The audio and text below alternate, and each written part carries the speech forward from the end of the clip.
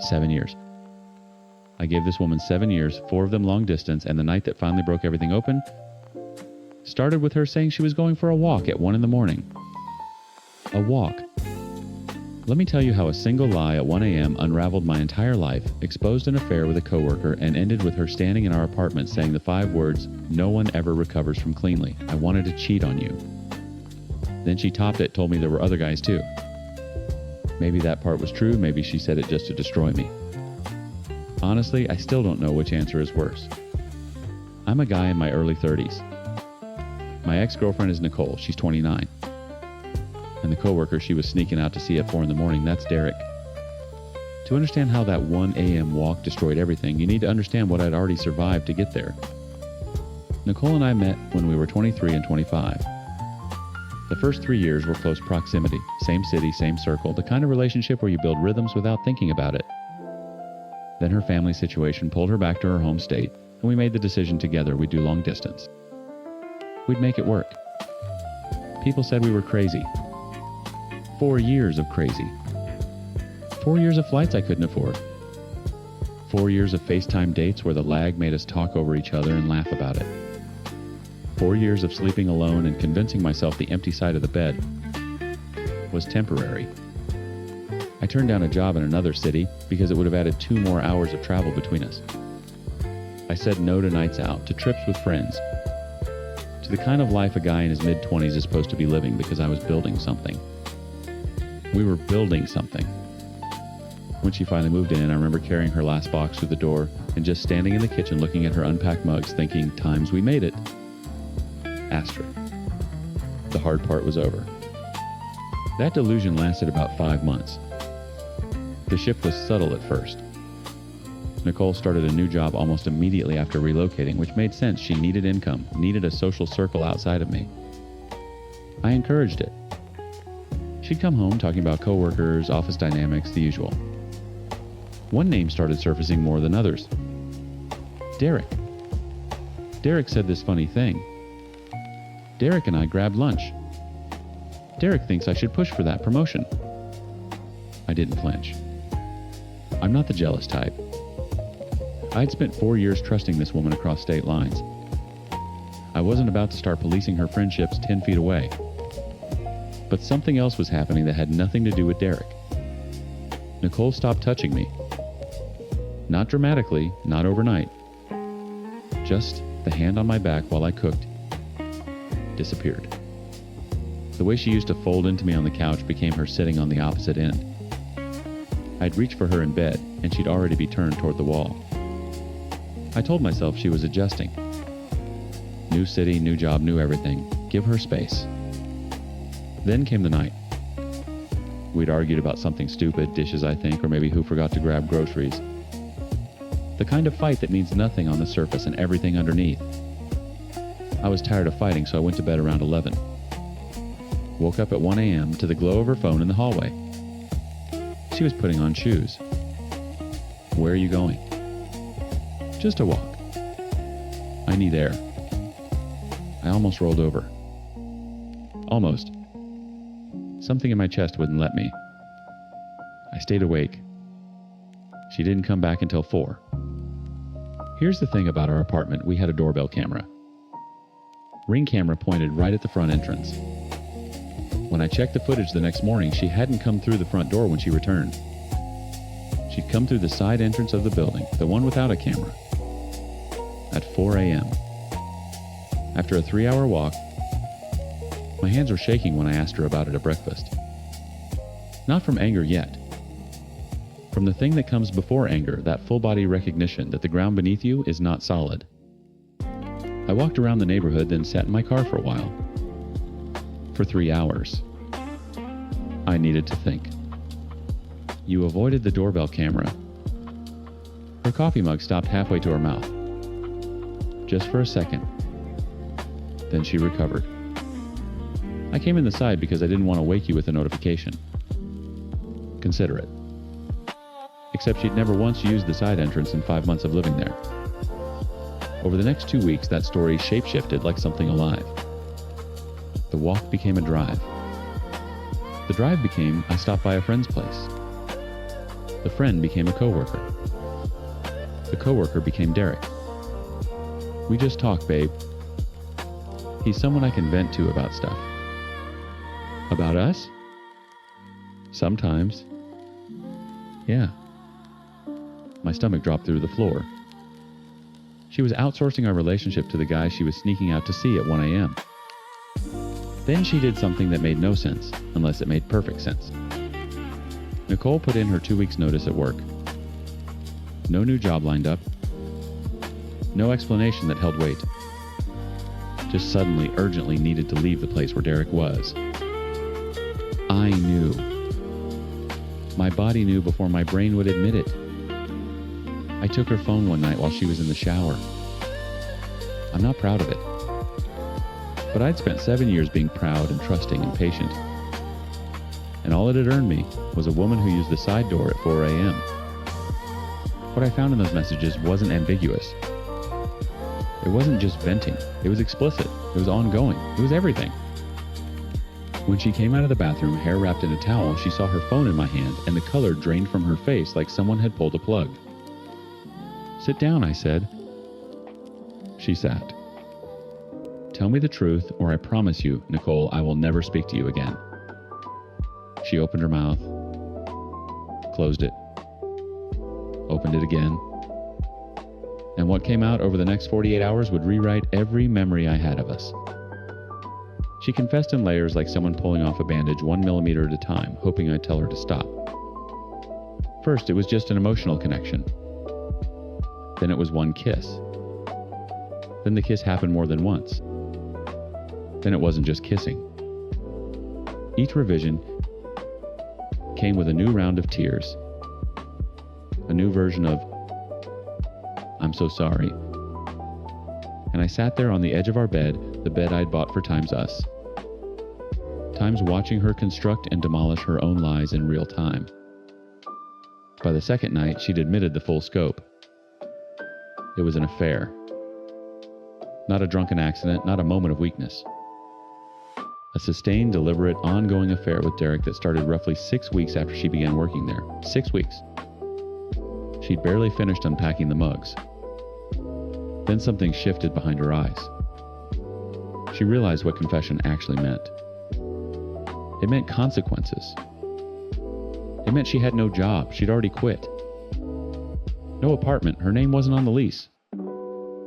No friends in this city who weren't originally my friends. The math hit her all at once, and I watched her try to times unconfessed times in real time. I exaggerated. We didn't. Actually, stop. I was upset. I said things that weren't. Nicole, stop. She stopped. I asked her to be out within 72 hours. She called her mother that night. I slept on the couch and listened to her cry through the bedroom door and felt absolutely nothing. That scared me more than the anger. The packing took 3 days. I helped because even at the end of everything, I apparently couldn't stop being the guy who carries boxes. On the second day, while we were wrapping plates in newspaper like some grotesque parody of moving in together, I asked the question I knew I'd regret. She didn't look up from the plate in her hands. I need to hear you say it, Nicole. She set the plate down. Looked at me with this expression I'd never seen before. Not guilt, not sadness. Something harder. Something that had been living behind her face for months, maybe years, waiting for permission to surface. I wanted to cheat on you. 4 words. No tears, no qualifier. Not times it just happened times, or times I was confused, times or times I didn't mean for it to go that far. Asterisks. She wanted to. She chose it. My knees didn't buckle. My vision didn't blur. I just stood there holding a sheet of newspaper and thought times, I don't know this person. I have never known this person. Asterisk. Then she twisted the knife so deep I'm not sure it's fully come out even now. And it wasn't just Derek. I feffed other guys too. The kitchen went silent. Not quiet times, silent times the way a room sounds after a gunshot. She left the next morning. Drove 14 hours back to her home state. 2 days later, she texted claiming that last part was a lie. Said she'd only said it because she was angry and wanted to hurt me. I stared at that text for a long time. Because here's what she didn't understand. It didn't matter which version was true. Either she cheated with multiple people across our 7-year relationship, or she was the kind of person who would fabricate that specific confession. The most surgically devastating thing she could say just to watch it. Land. Both possibilities revealed a stranger. Both meant the woman I loved was a fiction I'd co-authored. I blocked her number, then her email, then her Instagram, Facebook, Snapchat, Twitter, her mother, her sister, her best friend from college. I went through every platform with the precision of someone defusing a bomb: Venmo, LinkedIn, SoundCloud, every last digital thread that connected my life to hers. Scorched earth. Total erasure. Then I tried to fill the crater. Therapy helped, then didn't. Drinking helped then, really didn't. Tinder was the worst, lying in a stranger's bed at 2 a.m., feeling more alone than I ever felt during 4 years of long distance. I kept reaching for something that would make the emptiness transactional, something I could swallow or swipe or pour that would settle the account. Nothing balanced. 1 year of no contact. Exactly 1 year to the date. She knows she's a disgrace for a human being. At least I hope she has that much self-awareness enough to accept responsibility and ask for forgiveness, even if not to me, then to herself. I doubt she sees today as a milestone. Dates have always had sentimental importance to me, not her. Then again, I don't know. I guess it shouldn't matter to me what she's thinking, but some days I still can't help it. Going this far without speaking to somebody you legitimately built your life around, it rewires something fundamental. Here's what I've landed on, and it's not clean or triumphant. I still love her. I still miss her. And I also know I disappeared inside that relationship. I made her the entire architecture of my 20s. And when she detonated it, I had no foundation left to stand on. That's not her fault. That's mine. The 7-year investment is gone. No refund. No exchange. The only return I'll ever see is who I become next. I'm working on making that person worth it.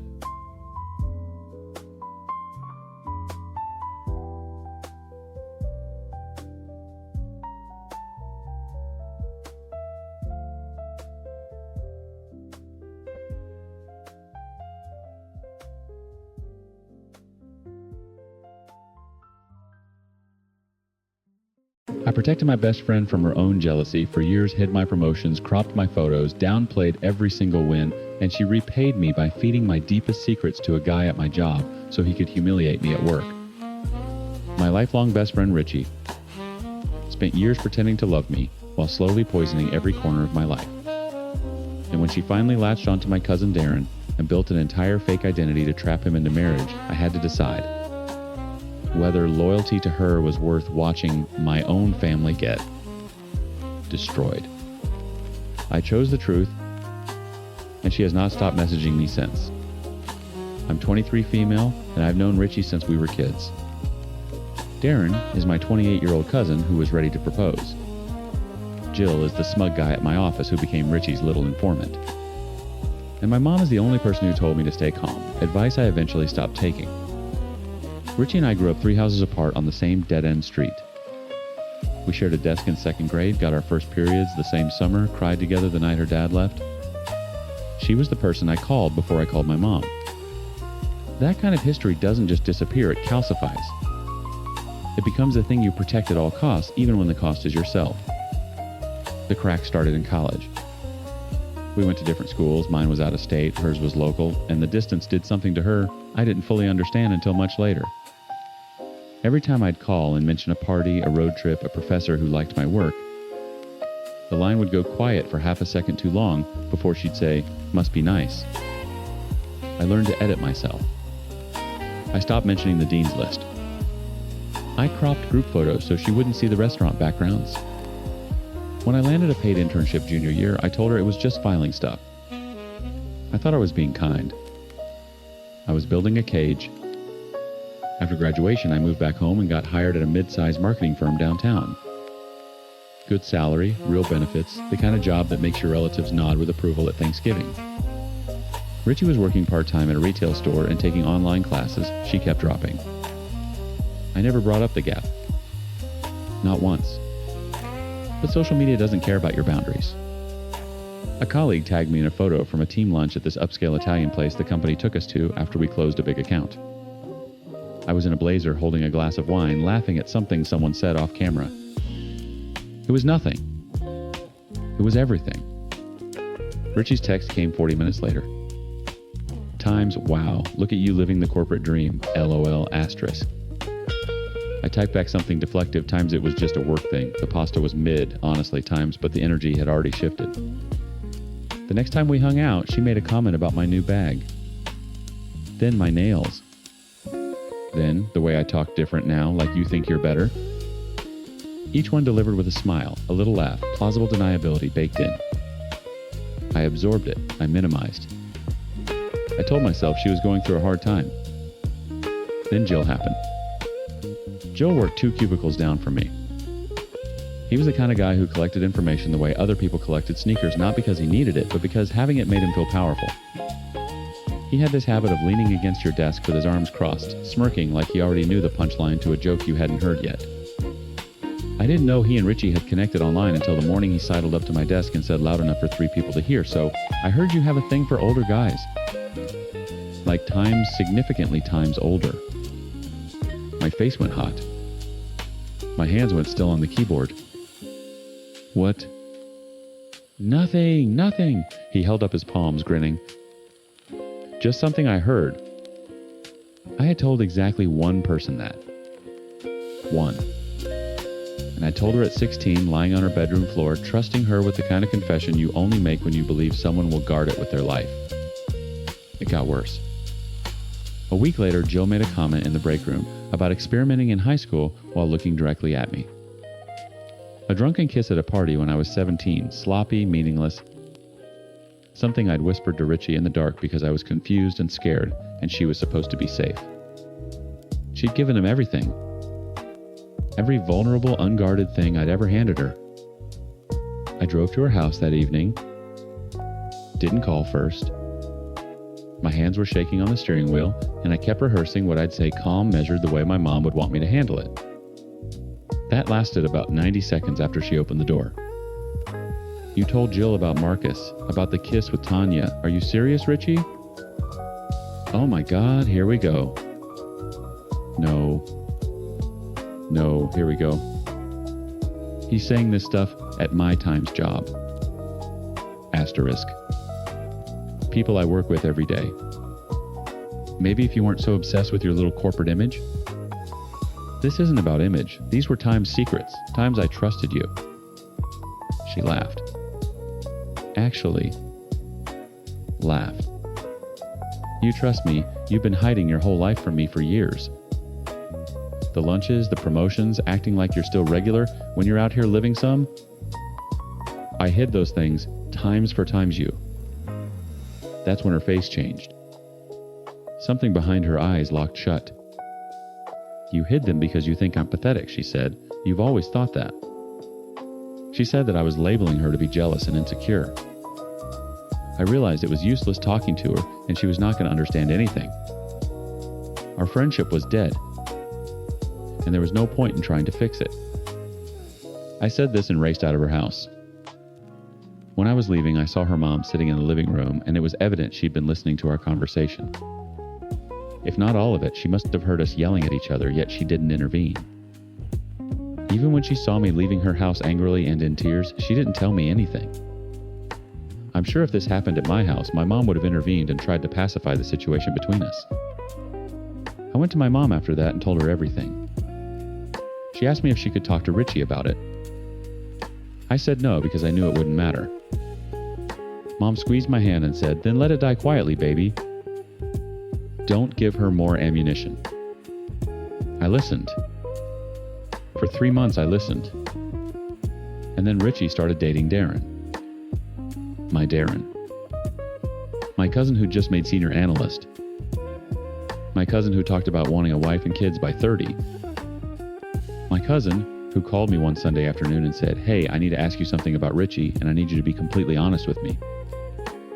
My throat closed, because I already knew what he was going to ask. Darren didn't ease into it. That wasn't his style. He was the kind of man who read contracts line by line and asked the questions nobody wanted to hear at family dinners. So when he called me that Sunday, he didn't circle, he landed. Richie told me she's never been with anyone. Like times anyone, asterisk. She said I'd be her first everything. And I want to believe her, but something's not sitting right. I was standing in my kitchen holding a mug of tea that had gone cold 20 minutes ago. My reflection stared back at me from the microwave door mouth, tight eyes already calculating. "What made you ask me?" I said carefully. "Because you've known her since you were kids. And because last week she spent 45 minutes grilling me about my ex. Where she works, what she looks like, whether I still follow her on anything, and when I asked her the same kind of questions, she got offended. Said there was nothing to tell. That she'd been waiting for someone worth it." He paused. And then she cried. My jaw tightened. That was Richie's signature move, tears as a trapdoor. The moment you got too close to something real, she'd flood the room so you couldn't see the exit. "Darren, why does this matter to you? Like specifically..." "Because I bought a ring last Tuesday." The mug slipped. I caught it against my hip tee sloshing over my fingers. I barely felt it. "You bought a Times ring asterisk. I'm not playing around out here. I'm 28, I want what I want. But I'm not building a life on a lie. So I need you to tell me the truth, even if it's ugly. Asterisk, especially times if it's ugly." I sat down. The chair scraped against the tile, and the sound felt too loud for the decision I was making. My mom's voice floated through my head, "Times let it die quietly, don't give her more ammunition times," and for a moment I almost listened. Almost swallowed it the way I'd been swallowing things for Richie since we were 16.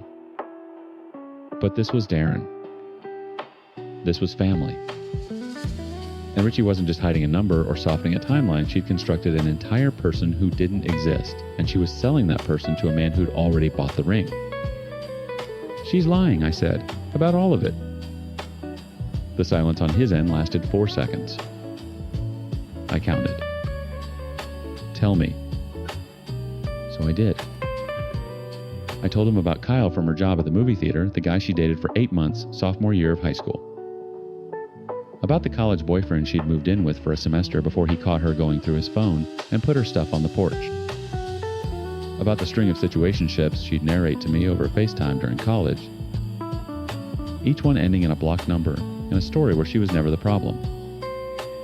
And then I opened my Google Drive. I'd kept everything not out of malice, but because I was a digital hoarder and Richie used to send me screenshots of conversations the way other people send memes. Flirty texts she wanted me to decode. Photos from dates she wanted me to rate. Evidence of a full, messy human romantic history that she'd apparently decided to erase the moment she met a man with a senior analyst title and a savings account. I sent Darren 6 screenshots. 2 photos. One video she'd posted to a private story 2 years ago dancing in some guy's kitchen at 2 a.m. Captioned, "Times wifey material if he acts right, asterisk." He didn't say anything for a long time. "Then I appreciate you. I mean that." He hung up. What happened next I got in pieces from Darren from my aunt from the aftermath that rippled through family group chats for weeks. Darren went to her apartment that night. He didn't yell. He didn't accuse. He simply asked her to tell him again one more time that she'd never been with anyone. She did. She looked him in the eyes and repeated the lie like it was scripture. Then he told her what he knew. She broke. Not the performative crying she'd perfected, this was different. Gasping, hyperventilating, mascara-streaked, ugly crying while grabbing at his arm. He removed her hand. He took the ring box off her nightstand. She'd been keeping it there, showing it to people already. He asked for the phone he'd bought her. She said she needed to transfer her photos first. He said no. Took it out of her hand, factory reset it in front of her, and walked out. My phone started buzzing at 1147 that night. Text after text, each one more unhinged than the last. Asterisk.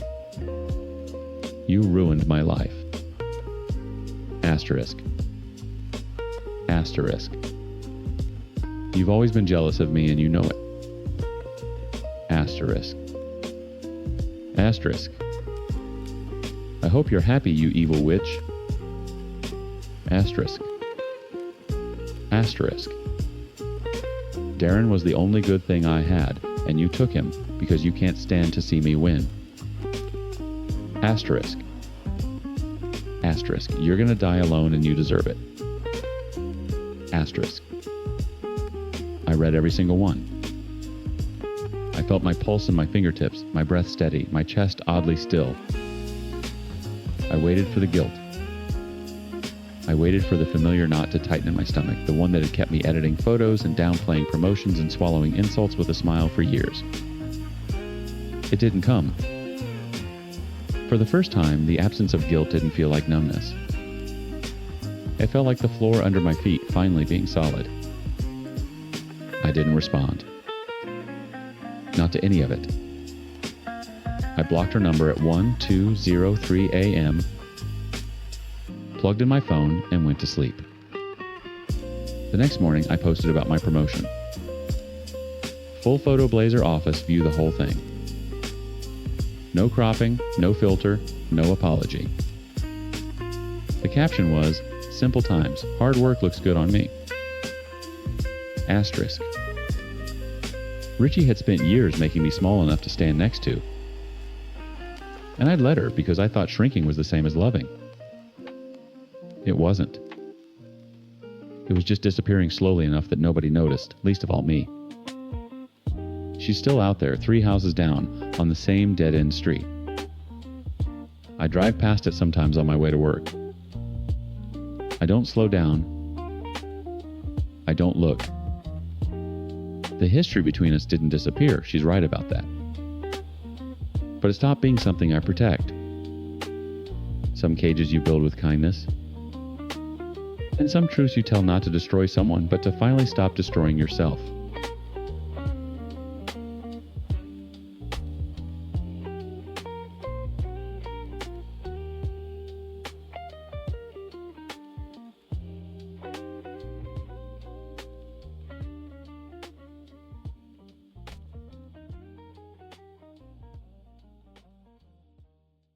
My school made a bully and a thief the head girl, so my best friend and I exposed her on Instagram Live, and now the administration is punishing us for it.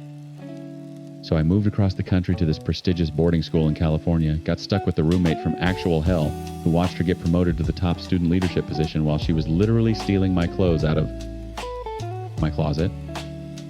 And when the adults refused to do anything about it, my best friend and I set up a 2-camera trap that caught her confessing to everything on a live stream that went viral before the warden even made it down the hallway. I'm 17 female and way too far from home. My roommate is Nancy, everyone calls her Mancy, and she runs that hostel like a dictator with a smile. My best friend Melissa is the only reason I didn't lose my mind. Jack is this quiet guy I had a crush on, which Mancy obviously weaponized. Gloria is our warden who chose peace over justice every single time. And Mr. Whitfield is our principal who only cares about the school's reputation, which is exactly why this whole thing got so ugly. The first night she rearranged my side of the room. I hadn't even finished unpacking.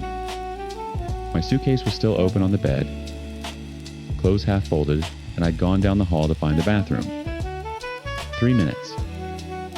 maybe 4. When I came back, Nancy had moved my suitcase to the floor, shifted my desk lamp to the windowsill, and was sitting cross-legged on Times My Times bed, flipping through the journal I'd tucked under my pillow. My diary. You write a lot about missing home, she said, not even looking up. That's kind of sad. My throat closed. I stood in the doorway with my toothbrush in my hand and my stomach somewhere around my knees, and I didn't say a word. She smiled this wide, generous smile that I'd later learned she kept holstered like a weapon and tossed the journal onto my pillow. Relax. I'm just getting to know my roommate. That was day 1. By the end of the first week, she knew I was allergic to peanuts. By the end of the second, she was leaving open peanut butter jars on the shared nightstand. When I asked her to stop, she laughed and told Gloria I was being dramatic about a sandwich spread. Gloria told me to keep my EpiPen accessible and try to be more flexible. Flexible? I called my mom that night and cried so hard I couldn't breathe. She told me to give it time. My dad said the school cost too much to quit over a roommate.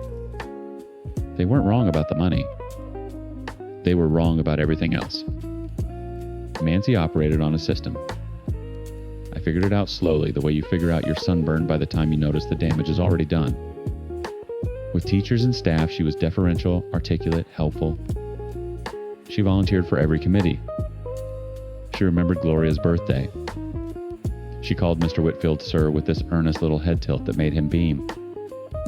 With students, she was a different species entirely.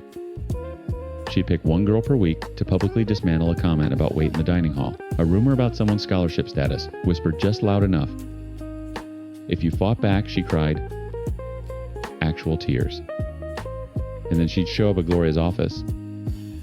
With a scratch on her arm she definitely put there herself, and suddenly times were the problem.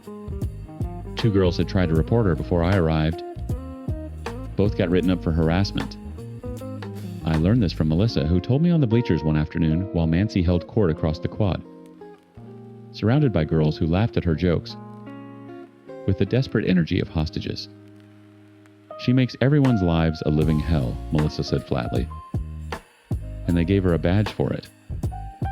Because that's exactly what happened. 6 weeks into the semester, Nancy was appointed head girl. Asterisk. Head girl. Asterisk. I remember standing in the assembly hall when Mr. Whitfield announced it, watching Nancy walk to the stage in her pressed blazer and feeling something crack behind my ribs. Not surprise. Something worse. The confirmation that the system wasn't broken, it was working exactly as designed, just not for people like me. The power went to her head like gasoline on a brush fire. Within days, she'd removed my name from the annual function performer list. I'd been selected for a solo vocal piece, and suddenly, I wasn't on the roster anymore. When I asked the coordinator, she shrugged and said Nancy had restructured the program. Then came the dance. Jack and I had been paired by our performing arts teacher, and I'd spent 2 weeks trying not to combust every time his hand touched my waist during rehearsal. He was quiet, painfully quiet, the kind of boy who communicated in half smiles and looked at the floor when he was nervous. I liked him so much it made my teeth hurt. Nancy told him the teachers had reassigned the pairs. Told him she was his new partner. He didn't question it. Why would he? She was head girl. I found out when I showed up to rehearsal and saw her hand on his shoulder, her eyes flicking to mine with a look that said, "Times I know exactly what I'm doing." Asterisk. I went back to the room and sat on my bed and stared at the wall for 45 minutes. Then my bag disappeared. Not a school bag. The leather crossbody I'd saved 8 months of birthday money and tutoring cash to buy. Gone from my closet hook, like it had evaporated. It started with my bag, but soon a number of my other things also started disappearing. My clothes, my makeup, a silver bracelet my grandmother gave me. And I wasn't alone. Girls across the hostel were losing stuff. Chargers, perfume, a cashmere scarf. Of course I suspected Nancy. No one else came to our room other than Nancy and her minions. Melissa said what I was already thinking. You know, she stole your things. Why wouldn't she? She'd do it just to get to you. But suspecting and proving are different countries, and Nancy had diplomatic immunity. Then she made a mistake. She left her wardrobe keys on the bathroom counter. just sitting there, still warm from her pocket while the shower ran. My hands were shaking so hard I almost dropped them. I crossed the room.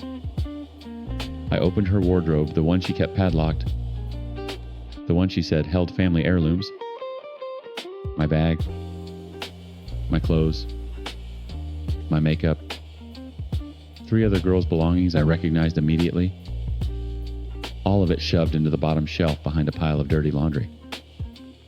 My gut felt bang on target. It was Mancy who was stealing my stuff. All of it. I closed the wardrobe. I locked it. I put the keys back on the counter. And I called Melissa. "Don't tell anyone," I whispered. "Don't tell Gloria. Don't tell a single person. I have a plan." The plan was simple. Elegant even in the way that desperate ideas sometimes are when you've been backed into a corner so long you've memorized the texture of the wall. 2 cameras. 2 angles. 1 conversation she'd never see coming. Melissa and I spent 3 days preparing. We tested the phone placement on the bookshelf 6 times, angled behind a row of textbooks, lens peeking through the gap between times, AP Chemistry times, and times the Great Gatsby asterisk. The recording quality was grainy, but clear enough. You could see the whole room. You could hear everything. "And if she doesn't confess," Melissa asked sitting on my bed the night before, chewing her thumbnail to the quick. "She will." I wasn't guessing. I'd lived with Mancy for 3 months. I knew her the way prey knows a predator, not by understanding, but by pattern. She couldn't resist gloating. It was the oxygen her cruelty ran on. If I confronted her with the evidence, she wouldn't deny it. She'd times celebrate, times it. Because in her mind, there was nothing I could do. She'd been right about that for a long time. The next afternoon, I waited until Mancy came back from her head girl meeting. She always returned, flushed and imperial, like a queen returning from court.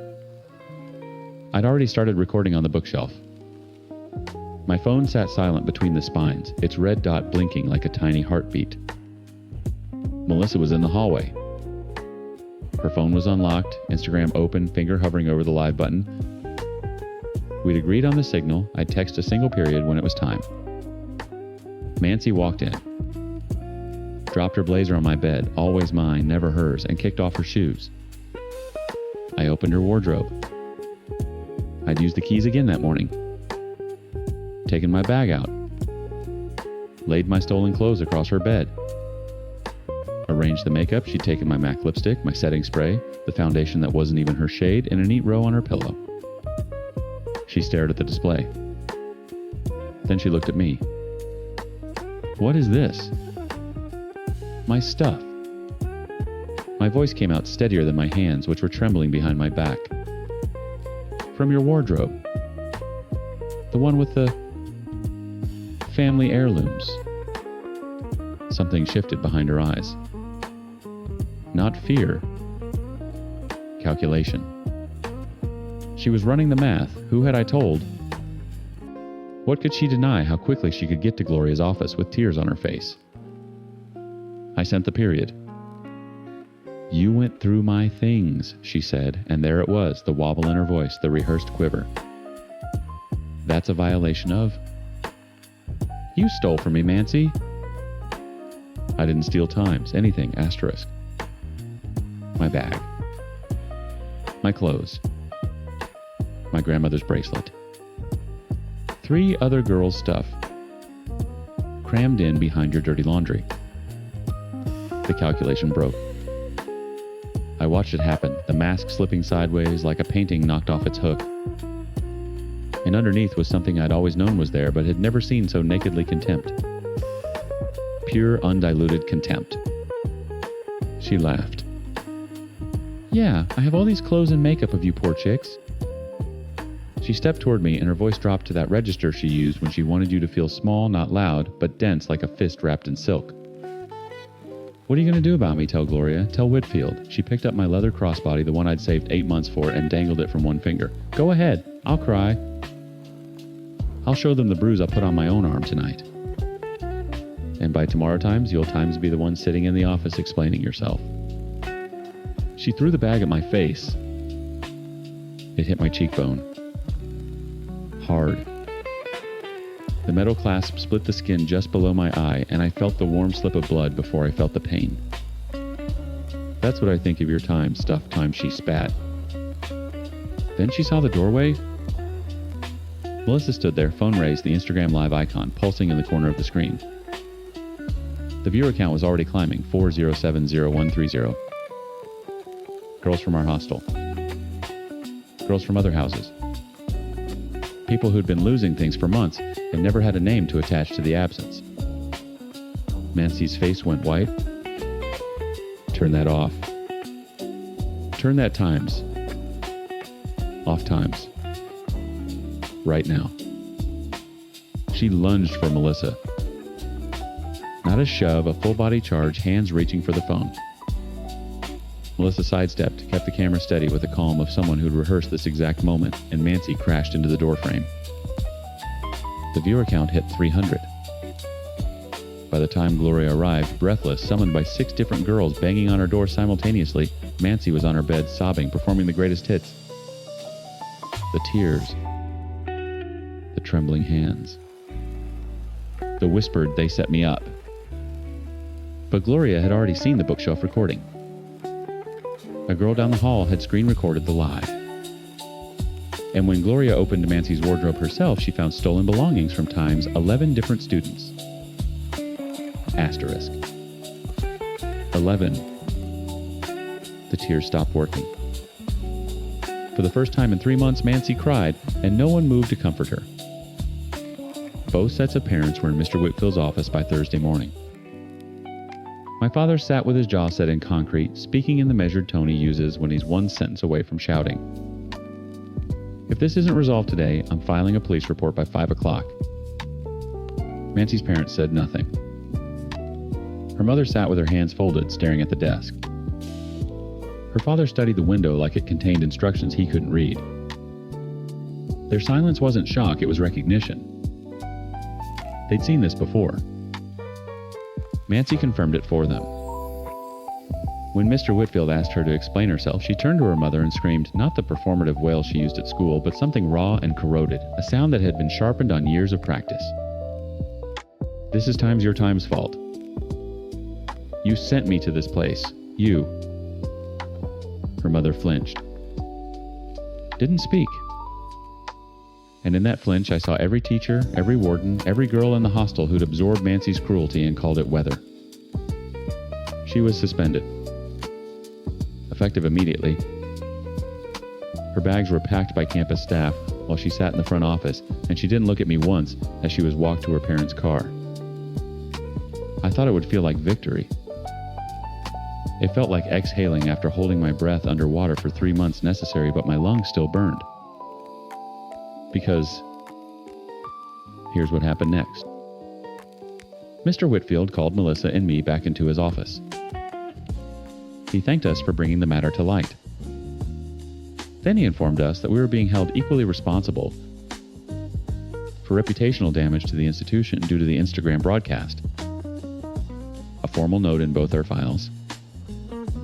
A warning about appropriate channels. Asterisk. Appropriate channels. Asterisk. The same channels that had made Mancy head girl. The same channels that told me to keep my EpiPen handy and be more times flexible. Asterisk. I moved to a new room that weekend. Melissa helped me carry my things. Jack dropped out of the dance program entirely, didn't explain, didn't make eye contact in the hallway, just quietly evaporated from every space Mancy had inserted him into. I didn't blame him. He'd been a prop in someone else's cruelty, and props don't owe you a performance when the show closes. Mancy's head girl badge still sits in Gloria's desk drawer. Not revoked, not reassigned, just suspended. Like the institution can't bring itself to admit the mistake, so it holds the evidence in limbo and hopes everyone forgets. I don't forget. Some nights I still check that my wardrobe is locked. I still sleep with my journal under my body, not my pillow. And sometimes when the hallway gets too quiet, I catch myself listening for the sound of someone rearranging my things while I'm not looking. She's coming back next semester. No one has told me otherwise. The bomb is still ticking. I just don't share a room with it anymore.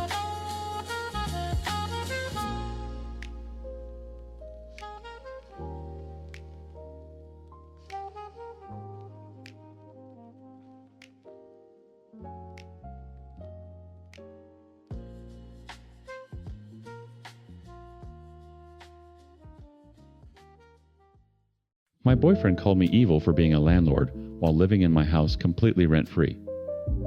Let that satisfying little irony sink in for a second. So I inherited a duplex. I let my boyfriend move in without charging him a single cent. And the moment he found out I collect rent from the tenant downstairs, he demanded I hand over half that income to him or else I'm, quote, just as bad as every landlord who ever screwed him over. It got so much worse from there. I'm 22 female. My boyfriend is Derek, he's 25. My dad is Lars, and he becomes important later, trust me. Then there's Marin, my downstairs tenant, a lovely woman in her 30s, who accidentally blew up my entire relationship by knocking on my door about a broken freezer. Let me back up and give you the full picture, because I think context matters here, and I want to be as clear as possible. I should note, I'm not in the US. I don't even live in a country where English is the first language, so bear with me if some of this reads a little stiff. I'm trying. I inherited the duplex from my grandmother when I was 20. She left it to me specifically, not my parents, not my cousins, me. It's nothing glamorous. We're talking about a place roughly an hour's drive from the nearest city, 15 minutes to the closest store. The town has maybe 3,000 people, a preschool, one playground, and a school for kids ages 6 through 16. That's the infrastructure. So when people ask why I only charge Marin $500 a month for a 5-room unit, that's why. It's not the city. It's not even close to the city. $500 is fair here. Marin thought it was more than fair. She told me twice that she felt lucky to have found the place. I moved into the upstairs unit after my grandmother passed. Did some repairs myself. Painted, replaced the bathroom tiles with Lars standing behind me reading instructions off his phone because neither of us had done tile work before. It became mine in a way that felt earned, not just inherited. Derek came into my life about 8 months before everything fell apart. We met through mutual friends, dated for 4 months, and when his lease ended and his roommate situation imploded, I offered him my spare room. That evolved into him sleeping in my bed within 2 weeks. He never asked what the rent situation was. I never brought it up. He moved in with a duffel bag and a gaming PC, and I thought, this is easy. This is good. He knew I owned the building. He knew someone lived downstairs. What he apparently never connected was that someone lives downstairs meant someone pays me rent to live downstairs. In hindsight, maybe that's on me for not being explicit. Maybe not so clear. I apologize for that. But also, what did he think was happening that Marin was squatting that my dead grandmother's duplex operated on the honor system? He never offered to pay rent. Not once. Not even a token gesture, not even a, hey, should I Venmo you for utilities? He'd split groceries with me roughly 50-50.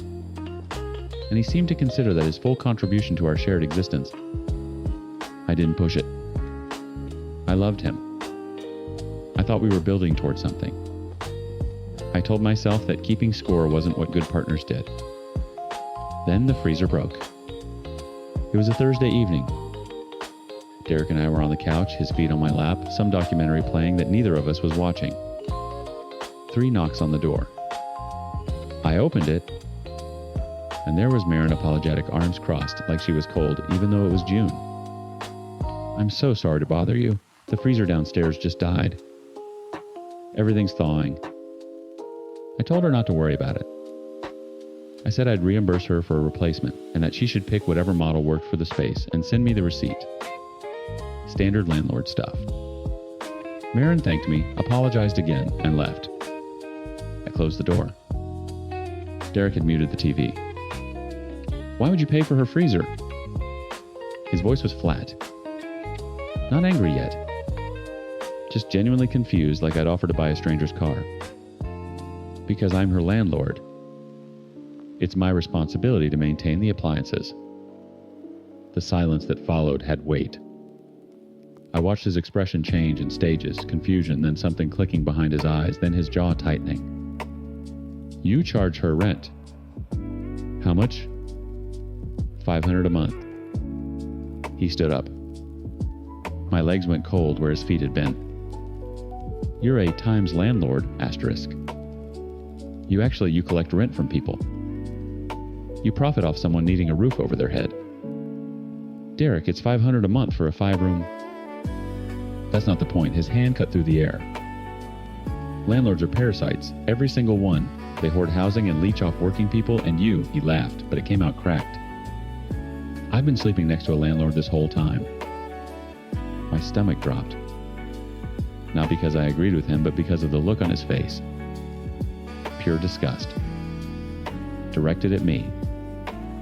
Over a broken freezer. I tried to talk. He wouldn't let me finish a sentence. Every time I opened my mouth, he'd talk over me with another variation of the same accusation. Asterisk, evil. Exploitative. No different from the guy who raised his rent 3 times in 2 years.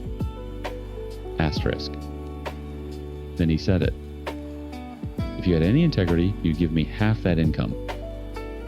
$500 a month, I get $250. That's the bare minimum of making this right. I blinked. Making times what time's right.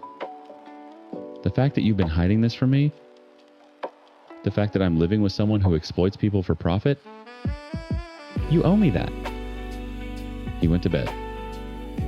I stayed on the couch until 2 a.m, replaying every word, my chest tight, my hands shaking, and for 3 full days after that, Derek didn't speak to me at all. It was during those silent days, lying awake at 4 a.m., while he slept soundly beside me, that I started counting. Every month, he'd lived with me rent-free. Every utility bill I'd covered alone. Every time I'd bought groceries, he forgot to reimburse. And I started reading what strangers on the internet had to say about it. That's when I called Lars. I texted Lars on a Tuesday. 3 words times, can you come asterisk? He didn't ask why. He didn't call back with questions. He just replied times. What time? Asterisk. I told him 7. He said he'd be in the driveway by 6:30. That's Lars. That's always been Lars. He once drove 40 minutes to my university because I mentioned on the phone that my tire looked low. Didn't tell me he was coming. I walked out of a lecture, and there he was, crouched by my car with a pressure gauge reading glasses on. The 3 silent days had done something to me. Not what Derek probably intended. I think he expected the silence to function like a siege, starve me out, make me desperate enough to concede. And for the first day, maybe the first day and a half, it worked. I made his coffee. I left a note on the counter that said times. I'm sorry, can we talk? Times I caught myself mentally rehearsing apologies for owning property my dead grandmother left me. But somewhere around hour 50 of being frozen out by a man who had never paid a single bill in my home, something shifted. I stopped feeling guilty. I started feeling stupid. Different sensation entirely. Guilt sits in your chest. Stupidity burns in your face. I reread the comments people had left on my post. Some were harsh, some were kind. Almost all of them asked the same question I'd been avoiding times. Why does he think he deserves half the income from a building he has no connection to, no investment in, and no legal claim over asterisks? I didn't have an answer. And that was the answer. Lars pulled into the driveway at 6:28. I know because I was watching from the kitchen window. He turned the engine off, reclined his seat slightly, and started reading something on his phone. He didn't come inside. I hadn't asked him to. I just needed to know he was there. Derek came home from work at 6:50. He walked past Lars's car without acknowledging it. Came inside, dropped his bag by the door, opened the fridge, and stood there staring into it like it owed him something. Can we sit down? I said. He closed the fridge. Looked at me. His expression was the one he'd been wearing for 3 days flat, punishing a little performative. He sat on the couch. I sat beside him. One cushion between us. I've been thinking about what you said, I started. About landlords profiting being wrong. He crossed his arms. Waited. If that's genuinely what you believe, and I'm not saying you're wrong to feel that way, would you feel better if I donated half the rental income to a housing charity? There's one in the city that helps people find affordable. A times charity asterisk. Yes. If the issue is that I'm profiting off housing, then the money could go to... You want to give times my times money to a charity. The words landed and just stayed there, suspended between us. Asterisk. My money. Asterisk. He'd said it without flinching, without even hearing himself. It was never your money, Derek. His jaw tightened. The arms uncrossed. He leaned forward, elbows on his knees, and for a moment I thought he might actually engage, might realize what he'd just revealed. Instead, he laughed. Short, bitter through his nose. You're crazy. You know that. You're actually insane. I'm asking you a genuine question. If landlords profiting is the problem, why does the solution involve you profiting instead? Because I've been times here, asterisk. I've been part of this. You've lived here for free. For 8 months. You've never paid rent. You've never paid a utility bill. You split groceries, maybe 70% of the time. Oh, so now you're keeping score. I wasn't. I started. He stood up. The cushion between us decompressed slowly, which is a strange thing to notice during the moment your relationship ends, but I noticed it. I regret ever meeting you, he said. And he said it quietly, which made it worse. Yelling, I could have dismissed. This was deliberate. Surgical. Meant to lodge somewhere permanent. I'm going to tell everyone what kind of person you are. Every single person we know. Derek. Don't. He grabbed his keys from the hook by the door, then stopped, looked at them, looked at me, and threw them. Not at me exactly. At my feet. They hit the floor and skidded into the baseboard. Then he turned and punched the wall beside the doorframe. Not hard enough to break through, but hard enough that the sound made my whole body flinch. The front door opened. Lars filled the frame. He didn't say a word. Just stood there, hands at his sides, reading glasses still pushed up on his forehead. Derek looked at him. Looked at me. Laughed again, that same cracked, bitter sound. Daddy to the rescue. Perfect. This is perfect. He grabbed his jacket off the hook. Pushed past Lars, who stepped aside just enough to let him through without contact. The door to his car slammed. The engine started. Gravel popped under tires. Lars looked at me. You okay? I nodded. Then I shook my head. Then I sat back down on the couch and pressed my palms flat against my thighs to stop them from trembling. He sat in the chair across from me and didn't say anything else for a long time. That's Lars. He knows when silence is a weapon and when it's a gift. This was the second kind. I changed the locks the next morning. Called a locksmith before I'd even made coffee. It cost me more than I expected, but I would have paid triple. Derek texted once 2 days later. Times I need my stuff. Asterisk. I told him he could come Saturday between noon and 2 and that Lars would be present. He agreed without argument. He showed up with a friend I didn't recognize, filled 3 garbage bags, and left in under 20 minutes. He didn't look at me. His friend nodded politely on the way out, which was almost worse, the second-hand embarrassment of a stranger witnessing the wreckage. Maybe not so clear.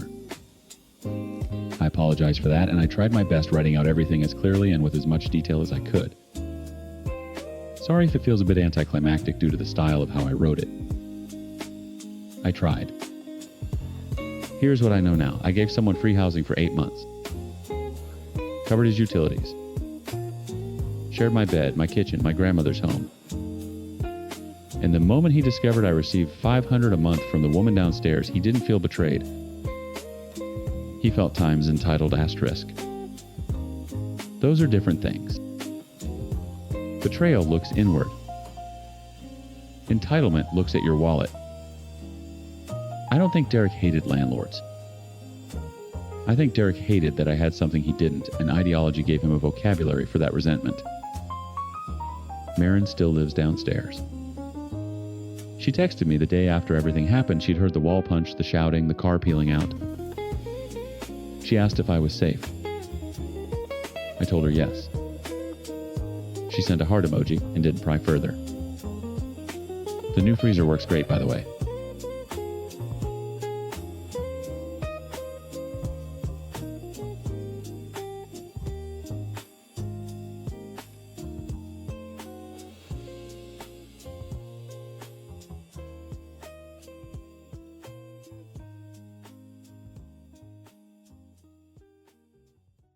I'm the wife.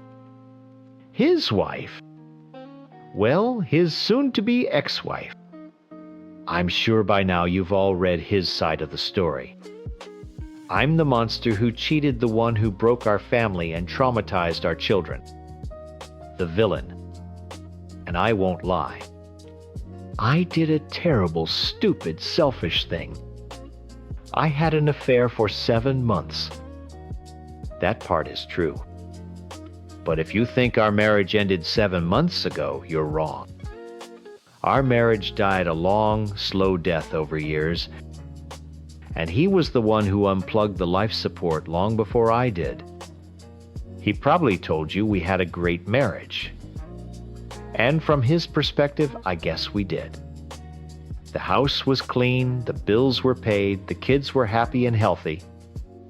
I managed the schedules, the school forms, the doctor's appointments. I was a good partner in the business of running our life. But somewhere along the way, I stopped being his wife and just became the household manager. He stopped seeing Time's me, asterisk. I would try to talk to him. I'd sit on the edge of the bed after the kids were asleep and try to tell him I was feeling lost, or that I was scared about getting older, or just some stupid story about my day. He'd be scrolling on his phone, half listening, and just say, or, "That's tough." It was like talking to a wall. A polite wall, but a wall nonetheless. He'd get frustrated when I got upset. "I'm not a mind reader," he'd say. I never asked him to be. I just asked him to listen, to look at me when I was talking, to be present. The loneliness was a physical thing. It was an ache in my chest when I'd see other couples holding hands. It was a pit in my stomach when I'd cook his favorite meal and he'd eat it in 10 minutes without a word, before heading to the garage to work on some project. We lived in the same house, slept in the same bed, but we were miles apart. I felt like a ghost. I'd look in the mirror and wonder who the tired, invisible woman looking back at me was. He says he was happy. Of course he was. His life was running perfectly. He didn't notice the person running it was falling apart. Then came the affair. It's the part I know you're waiting for, the part that makes me unforgivable. It wasn't planned. I didn't go looking for it.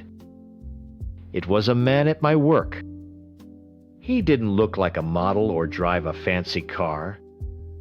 He just saw me. He'd ask about my weekend and actually wait for the answer. He laughed at my dumb jokes. One day I was wearing a new dress, nothing special, and he said, "You look really nice today." My husband hadn't said anything like that to me in 5 years. It was a drop of water in the desert, and I was so thirsty. It started with lunches and escalated. It was a horrible mistake, a selfish escape. For 7 months I lived 2 separate lives. In one life, I was a mom and a wife, packing lunches and going to soccer games, drowning in guilt. In the other, for a few hours a week, I was just a woman who someone wanted to talk to. I walled them off in my head. The affair was a fantasy, a symptom of the sickness in my marriage. My family, my home. That was my real life.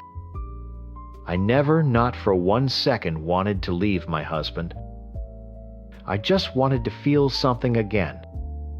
I thought I could keep it contained, that it was a mistake I would eventually end and deal with on my own. About 3 months ago, he started getting even more distant. I know it sounds impossible, but he did. He stopped even pretending to listen. He'd come home from work and just go straight to his room or leave the house altogether. His answers became one word. Fine, okay, nothing. At first, I barely even noticed. It was just a slightly colder version of the cold I was already used to. I told myself he was just stressed with work. It's easier to believe your husband is stressed than to believe he doesn't love you anymore. Then I saw the bills. I was cleaning off the kitchen counter, sorting through a pile of mail he'd left there, and I saw it. An envelope from a law firm. I recognized the name from billboards around town. Under the name in small print, it said, "Family Law and Divorce Attorneys." My blood ran cold. My hands started shaking. I stood there for a full minute just staring at it, my heart pounding in my ears. But the denial is strong when the truth is too awful to handle. Asterisk. It's for his business times, I told myself. Asterisk, he's helping his parents with their will. It could be anything.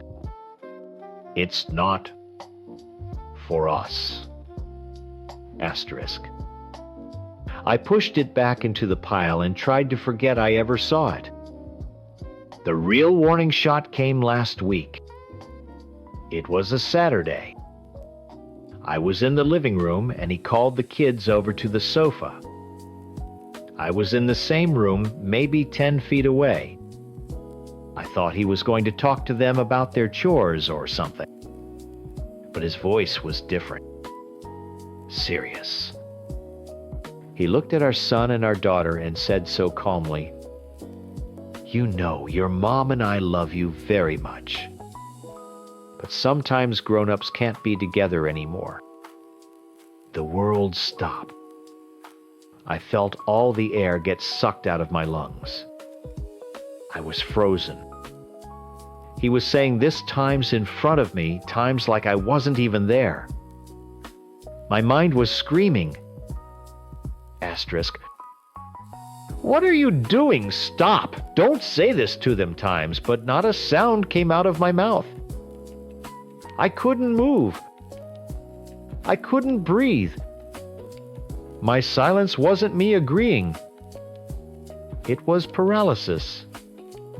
It was the absolute terror of a deer staring into the headlights of a truck. But even then, even after that, my stupid, hopeful brain twisted it.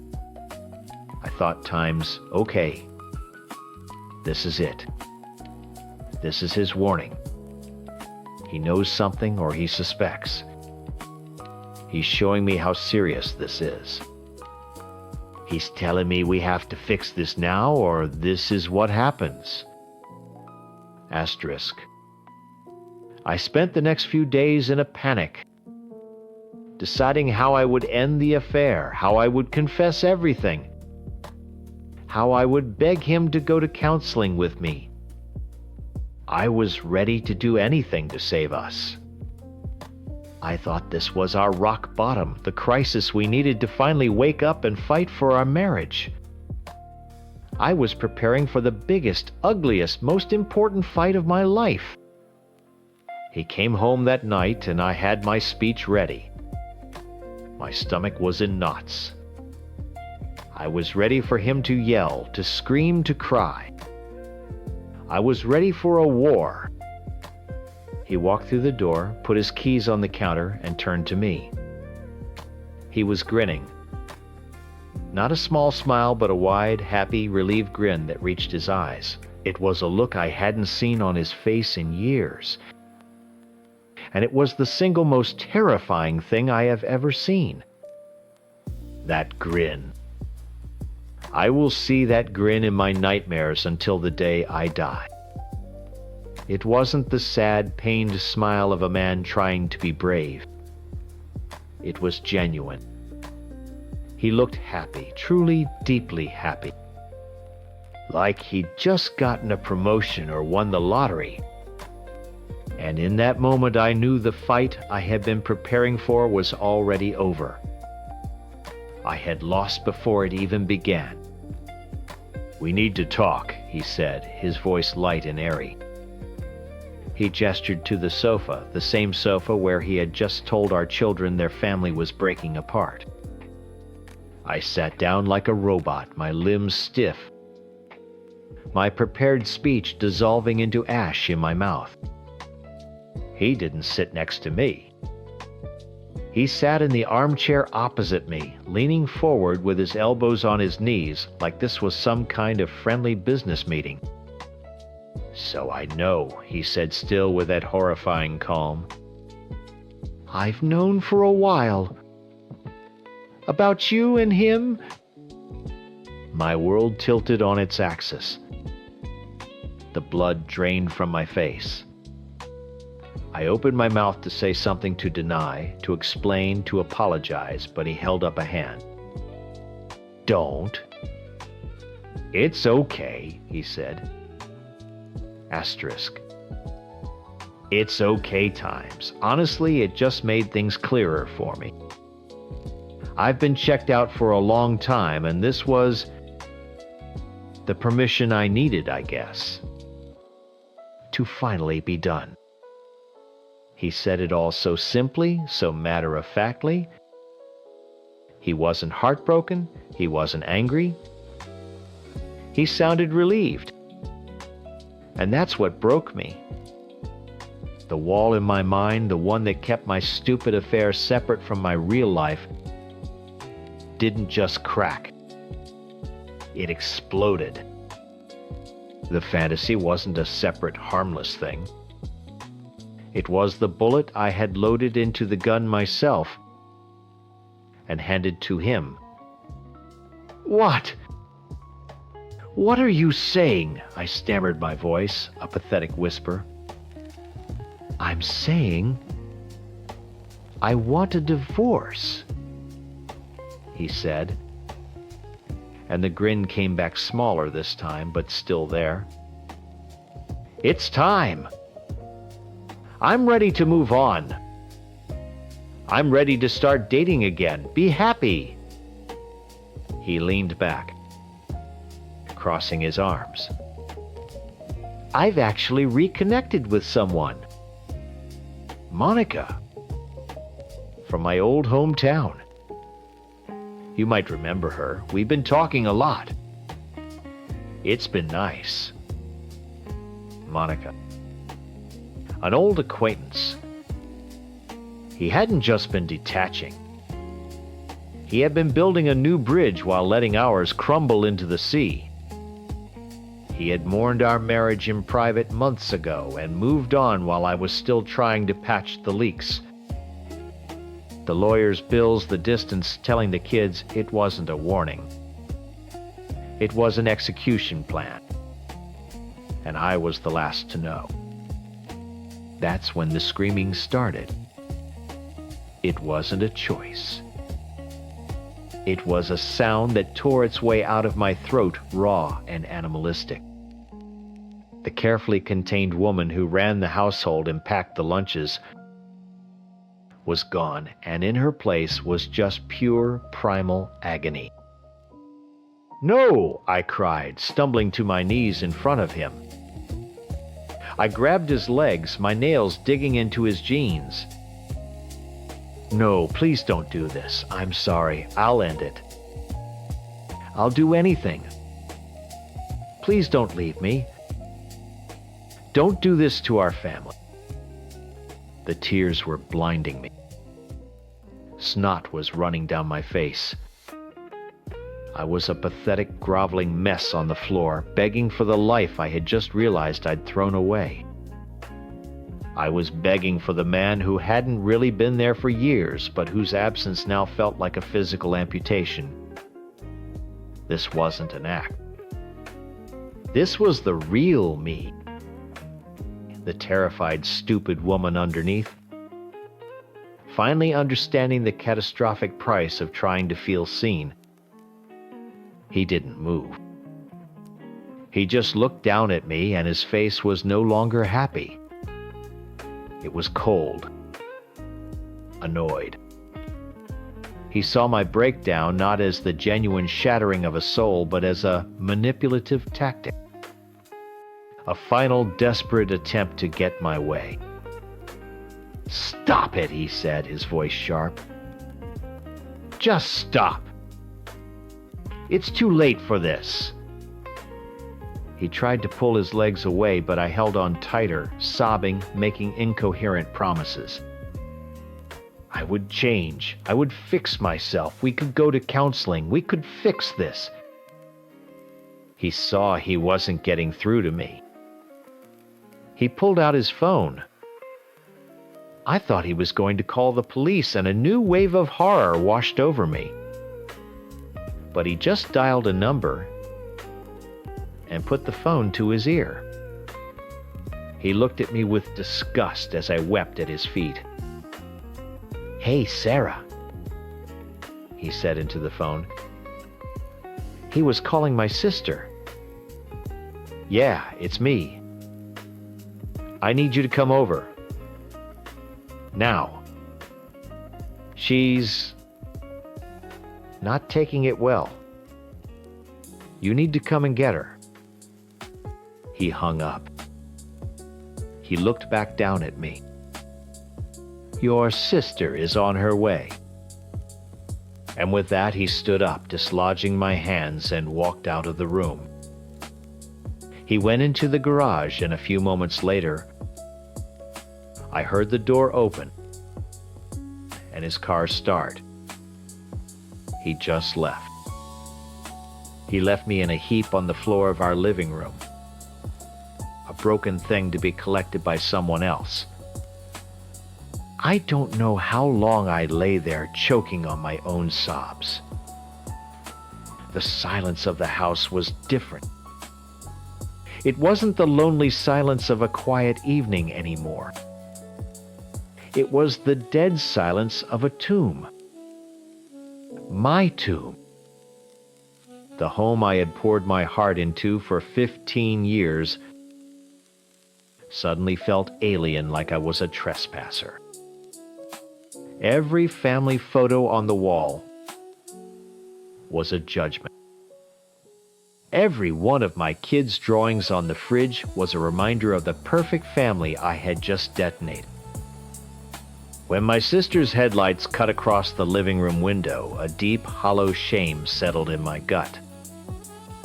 She walked in using her spare key and found me right where he'd left me. She didn't say a word. She just knelt down, wrapped her arms around me, and helped me stand. As she led me out the door of my own home, I took one last look back. It was just a house now. the love was gone. I had been looking for a spark, a moment of noise in the silence, and in my search I had burned the whole thing to the ground. He might have lit the final match, but I was the one who had spent months soaking the floors in gasoline. I'm the ex-girlfriend who took the wedding money. I know what you've all probably heard, and I know how it sounds. I'm the crazy, cheating girl who emptied our joint account to run off with some guy I met in a video game. I get it. It sounds terrible. But you've only heard his side of the story. You heard about the numbers, the bank statements. You haven't heard about the 6 years before that, or the 1 year that broke everything. For 6 years, Mark and I were a team. Not just a couple, a team.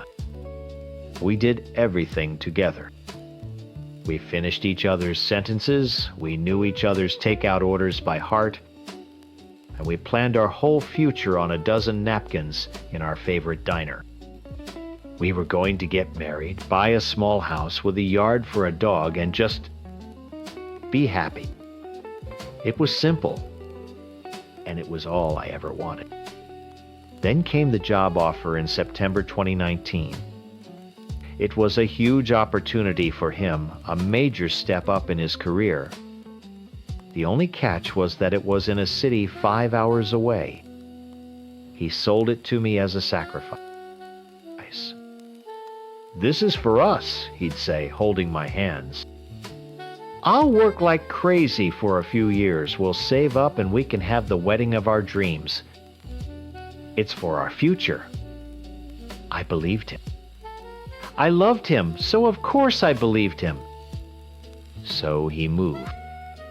And I stayed behind in our apartment, the one we'd picked out together. At first it was hard, but manageable. He'd come home every other weekend, and we'd have a flurry of dates and catch-up sessions before he had to leave again. But the job was demanding. The 1-2 hour shifts he'd mentioned weren't an exaggeration. Soon every other weekend became once a month, if I'm lucky. The phone calls changed too. They went from long late-night talks about our feelings and our day to quick 5-minute check-ins while he was on his break. He was always tired. He'd ask how I was, but before I could really answer, he'd launch into a story about his work, his boss, his projects, the annoying guy in the next cubicle. I became a sounding board for his new life, a life I had no part in. Meanwhile, I was living in a museum of our old life. His stuff was still in the closet. His favorite mug was still in the cabinet. And I was supposed to be planning our dream wedding. Alone. I picked the venue by myself, sending him blurry photos for his approval. I went to cake tasting and brought home little boxes of samples to eat by myself on the couch. I spent hours on the phone with caterers and florists, making decisions for a party of 2 when one of us wasn't even there. The big, beautiful wedding binder he bought me sat on the coffee table, a constant reminder of the future I was building by myself. I wasn't his partner anymore. I felt like his project manager. The loneliness was the worst part. It was like a constant, low hum in the background of my life. It was there when I woke up in our too-big bed, and when I came home from work to a dark, quiet apartment. To fill the silence, I started playing this stupid city-building game on my phone. It was just a way to pass the time, to turn my brain off for a few hours. The game had a global chat feature, and that's where I met him. I'm not even going to use his name because he isn't the point. He was just a guy from another country who happened to be online when I was. It started with tips about the game, but soon we were just talking. He'd ask about my day. and he would actually listen to the answer. He thought my wedding planning stories were funny, not boring. He made me laugh. He was just there. He was present in a way Mark hadn't been for a year. It wasn't some magical whirlwind romance. It was just a conversation. It was a lifeline. I felt like I had been holding my breath for a year, and he was the first person who told me it was okay to breathe. The realization that my relationship with Mark was over didn't come in one big moment. It was a slow, painful death. The final straw was when I called him excited because I thought I'd found the perfect band for the wedding. He cut me off mid-sentence. "Babe, I can't talk about this right now. I'm swamped. Just pick whichever one you think is best. I trust you." He thought he was empowering me. But what I heard was, "I don't care." I ended things a week later over the phone. It was awful. I tried to explain the distance, the loneliness, how I felt like we were just business partners managing a long-distance project called Our Future. I told him I'd connected with someone else, someone who actually saw me. Of course, all he heard was that I was leaving him for a guy I met in a game. He called me delusional. He said I was throwing away 6 years for a fantasy. Maybe he was right. But our relationship already felt like a fantasy. The only difference was my new one didn't make me feel so alone. After we hung up, I just sat there numb. Then I remembered the account. Our joint wedding savings account. I logged in, my hands shaking. The balance was a little over $6, $200. I looked at that number and I didn't see the money he'd worked so hard for. I saw my time. I saw every single night. I cried myself to sleep. Every dinner I ate alone. Every time I had to answer the question, "So when's the big day?" with a fake smile. I saw the 6 years of my life I'd poured into a future that had just vanished. In that moment, something inside me just snapped. He had his new career, his new life. He was moving forward. What was I left with? An empty apartment and a wedding binder full of broken promises. The money felt like the only tangible thing I had left from our relationship. It wasn't about revenge, not really. It was about worth. He thought a few monthly transfers into an account made up for his absence. I felt like I was owed for the emotional labor for being the one who kept our dream alive long after he'd outsourced it to me. It was my severance pay. That's what I told myself. A payment for 6 years of my life. I transferred the entire amount to my personal account. The screen flashed "Success." And for a second I felt nothing.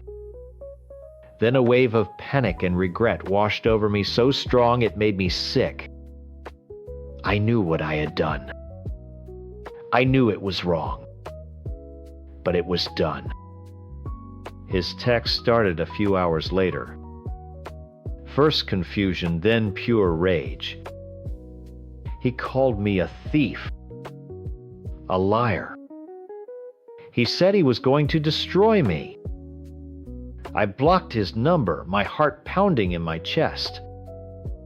I spent the next day in a daze, alternating between crying and feeling this horrible, defiant anger. I didn't know what he would do, but I knew it wouldn't be pretty. This morning, my phone rang. It wasn't him. It was my dad. His voice was quiet, the way it gets when he's not just angry, but deeply, truly disappointed. "We need to talk," he said. Mark called me. He told me everything. My stomach dropped. "He told you everything?" I asked, my voice barely a whisper. Of course he had. He'd told my father times, his times, everything. "Get dressed. You're coming over to the house now," he said, and hung up. There was no room for argument. The drive to my parents' house was the longest 15 minutes of my life. I rehearsed what I would say. I would explain the loneliness, the year of feeling like a ghost in my own life. I would talk about the emotional labor, the wedding I planned alone. I wouldn't try to excuse taking the money, but I would give it context. I thought I was going to have a difficult conversation with my dad. What I walked into was an ambush. I opened the front door and saw them all sitting in the living room like a jury. My dad in his armchair, my mom on the edge of the sofa, looking terrified. And across from them, Mark. He wasn't alone. He'd brought his parents. They all looked up at me as I walked in their faces, a mixture of stone-cold anger and pity. I felt like a child who had been called to the principal's office. The air was so thick with tension I could barely breathe. My dad just pointed to the empty chair next to my mom. "Sit down." Mark's father started, but my mom cut him off. "Mark, what she did was wrong," she began, her voice shaking, but trying to be strong. "But you have to understand what she's been through. She has been so lonely this past year. Planning a wedding by yourself while you were busy. It takes a toll." She felt abandoned. It was the wrong thing to say. I could see it on their faces. Mark's mother scoffed quietly. To them, my mom's words didn't sound like an explanation. They sounded like a childish excuse. It just made me look spoiled and weak, as if loneliness was a good enough reason to steal thousands of dollars. My mom was trying to defend me, but she was just digging a deeper hole for us both. Mark held up a hand, calm and collected. He was in his element. This was a business negotiation now. "I understand you're upset," he said, "not to me, but to my father. I am too. We can talk about feelings later. Right now, I just want to resolve the issue of the money." He pulled out a folder. Inside were neatly printed bank statements. He had highlighted every single transfer he'd made into the wedding account since we opened it. He had dates, amounts, everything.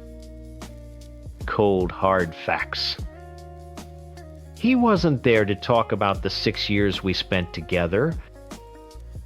He wasn't there to understand why I was heartbroken. He was there to collect a debt.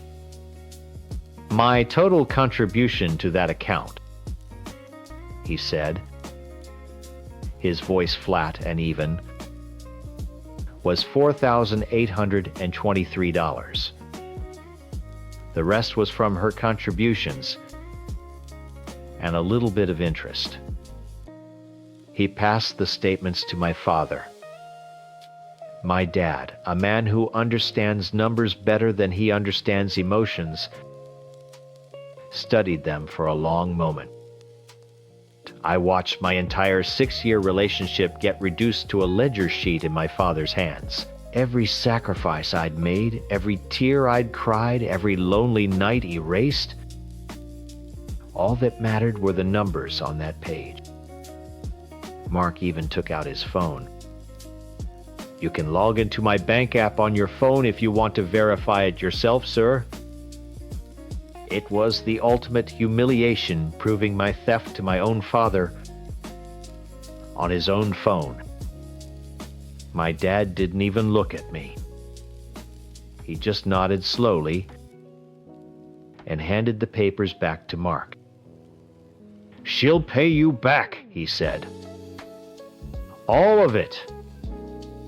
The 4,800. He couldn't even say the full number. "I'll work out a payment plan with her. You'll get your money." And that was it. Case closed. The tribunal had reached its verdict. Mark had won. He had proven I was a thief, and in doing so, he had completely ignored the reason I'd done it. My family saw it too. They didn't see a woman who had been driven to a desperate, stupid act by a year of emotional neglect. They just saw the numbers. They saw the crime. Mark and his parents left shortly after that. There were no goodbyes. The car ride home with my parents was silent. It was a horrible, heavy silence, worse than any shouting match could ever be. When we got to my apartment, my dad turned off the car, but didn't make a move to get out. "I don't even know who you are anymore," he said, staring straight ahead at the windshield.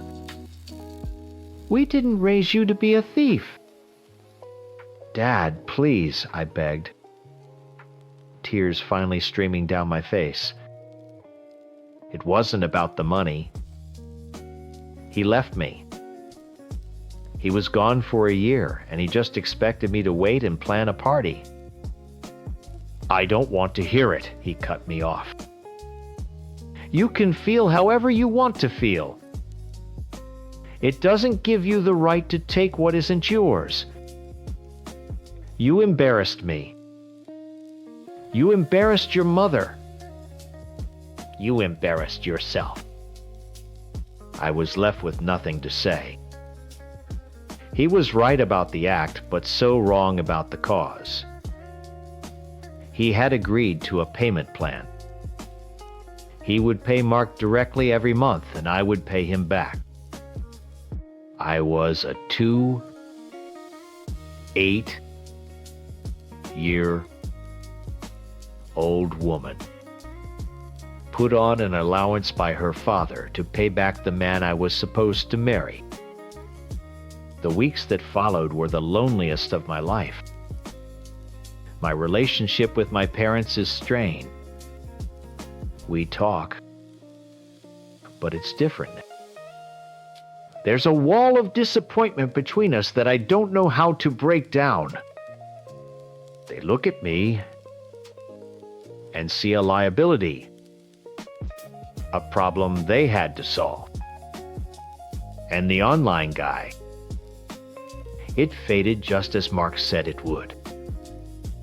Once real life came crashing down, the fantasy of our little online world couldn't hold up. We stopped talking a few weeks after the intervention. He was a symptom of my loneliness, a temporary fix for a much bigger problem.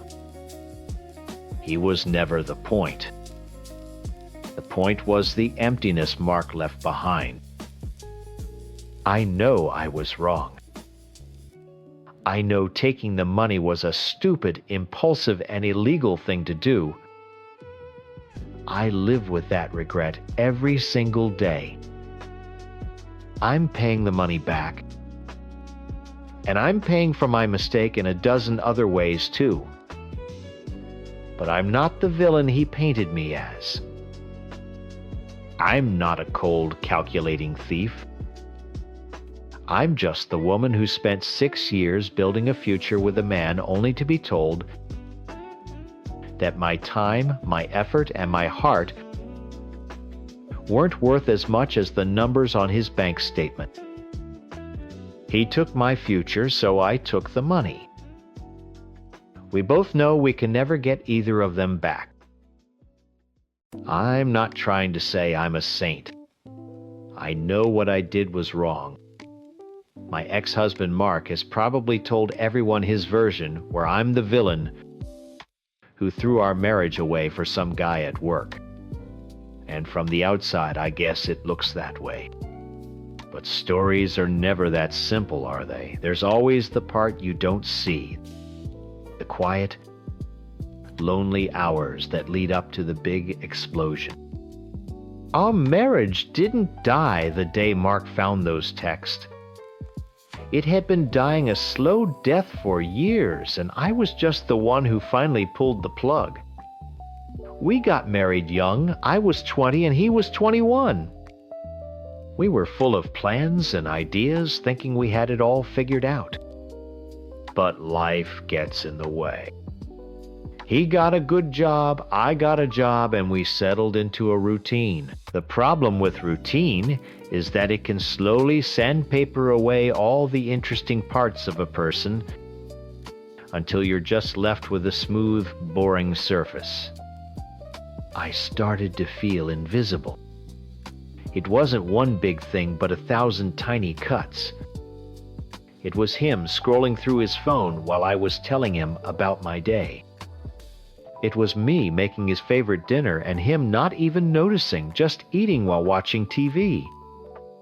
I'd ask him, "How was your day?" and get a fine.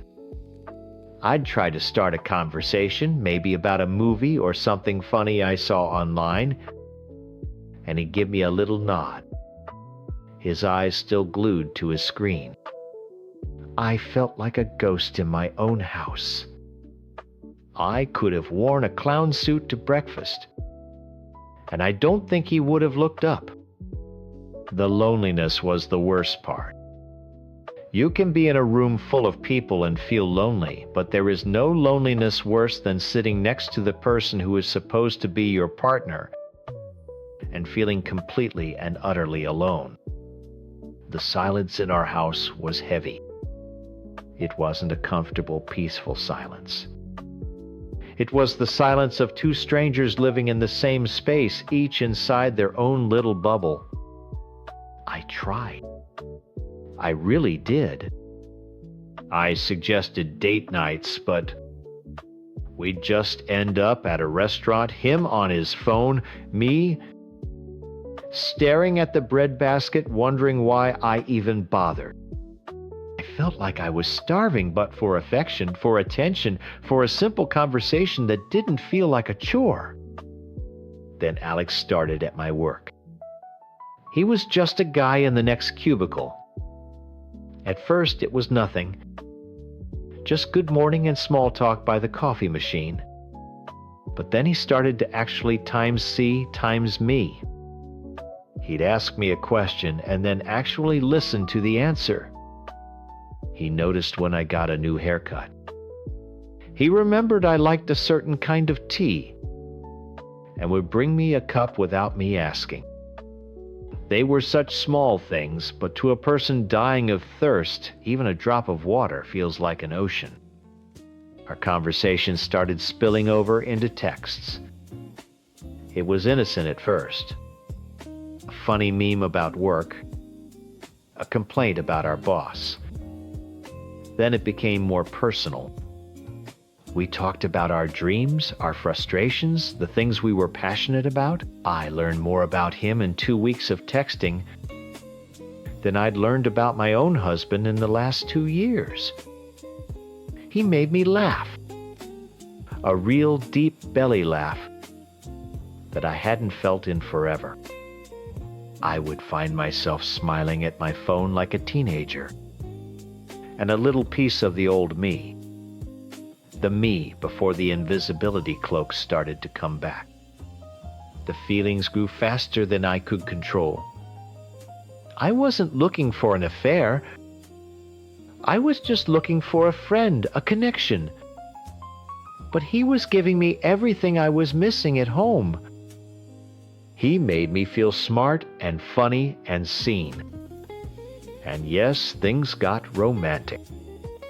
The texts went from friendly to flirty to more. One night, after a particularly long and silent evening with Mark, Alex and I were texting.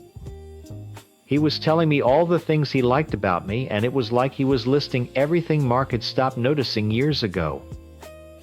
In that moment, I felt so overwhelmed with gratitude and affection that I typed it. I love you. I know how that sounds, but it wasn't a lie. I loved the way he made me feel. I loved that he saw me. It was a desperate, messy kind of love born out of loneliness. One day, we were talking about how empty my house felt when Mark was at work. Mark works long 12-hour shifts, so I'm alone a lot. Half joking, I said, Alex should come over for coffee sometime just to make the place feel less like a tomb. He agreed, saying he'd love to. We even picked a day. But as soon as I sent the text, a wave of panic and guilt washed over me. This was a line. A real physical line I was about to cross. My heart was pounding. I couldn't do it. A few hours later, my hands shaking, I texted him and told him it was a bad idea and we couldn't. He understood. He never came over. We never even saw each other outside of work. It was just a stupid plan that never happened. But the texting continued. It was my secret little world where I wasn't a ghost. It was my escape. Last night was a typical Tuesday. Mark was on the couch, controller in his hands, completely absorbed in his video game. I was on the other end of the couch, phone in my hands, texting Alex. He'd sent me a stupid joke and I was smiling. A real smile. I typed out a reply and set my phone face down on the coffee table while I got up to use the bathroom. It was just for a minute. A single, careless minute. When I came back into the living room, the sound from the TV was off. The only noise was the low hum of the refrigerator. Mark wasn't looking at the screen anymore. He had turned his whole body to face the empty spot on the couch where I'd been sitting. He was just staring at me.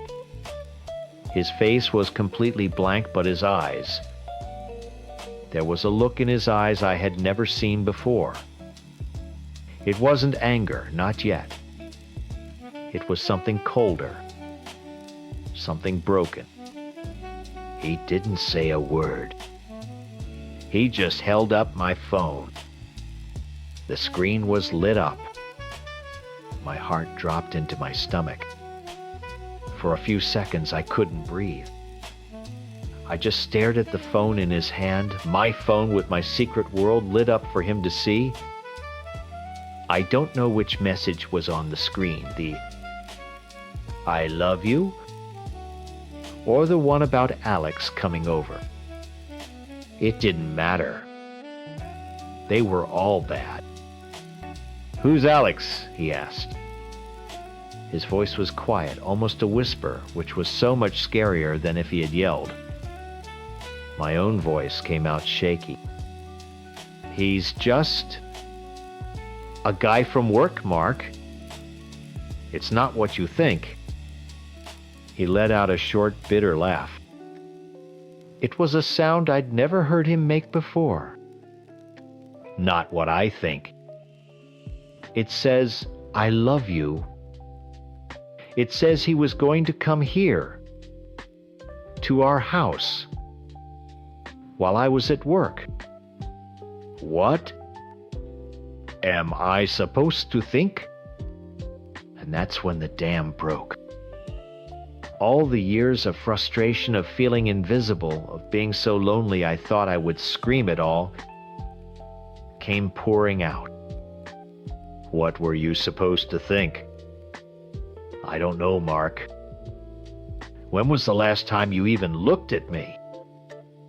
When was the last time you asked me about my day and actually listened to the answer? This has nothing to do with that, he shouted, finally finding his volume. He stood up, pacing back and forth in the small space between the couch and the TV. You cheated on me. You were texting another man. You love him. I was lonely, I screamed back, tears streaming down my face now. I felt like a piece of furniture in my own home. I would talk, and the words would just hit a wall. You were here, but you were a million miles away in that stupid game or on your phone. Alex? He actually saw me. He talked to me. So you were going to bring him into our bed? He spat. And the words hit me like a slap. He never came over. I told him not to. It was a stupid idea that I stopped. It was just texting, Mark. It was words because I couldn't get any from you. The fight went on for hours. It was ugly. We threw every resentment we had at each other, from the big things to the stupid petty things. He saw a liar and a cheater. I saw a man who had let our marriage starve to death and was only now noticing the body. By the end of it, we were both exhausted. There were no more tears or yelling, just a hollow, empty feeling in the room. We were broken. And for the first time, we both knew it. A few days later, after sleeping in separate rooms and barely speaking, he came to me and said, we should try therapy. I think he expected me to say no to prove I didn't want to fix things. But I agreed. A tiny, foolish part of me hoped that maybe a stranger could translate for us, could make him understand what I had been trying to say for years. The therapy session was a disaster. We sat on a beige couch in a quiet office that smelled like old books.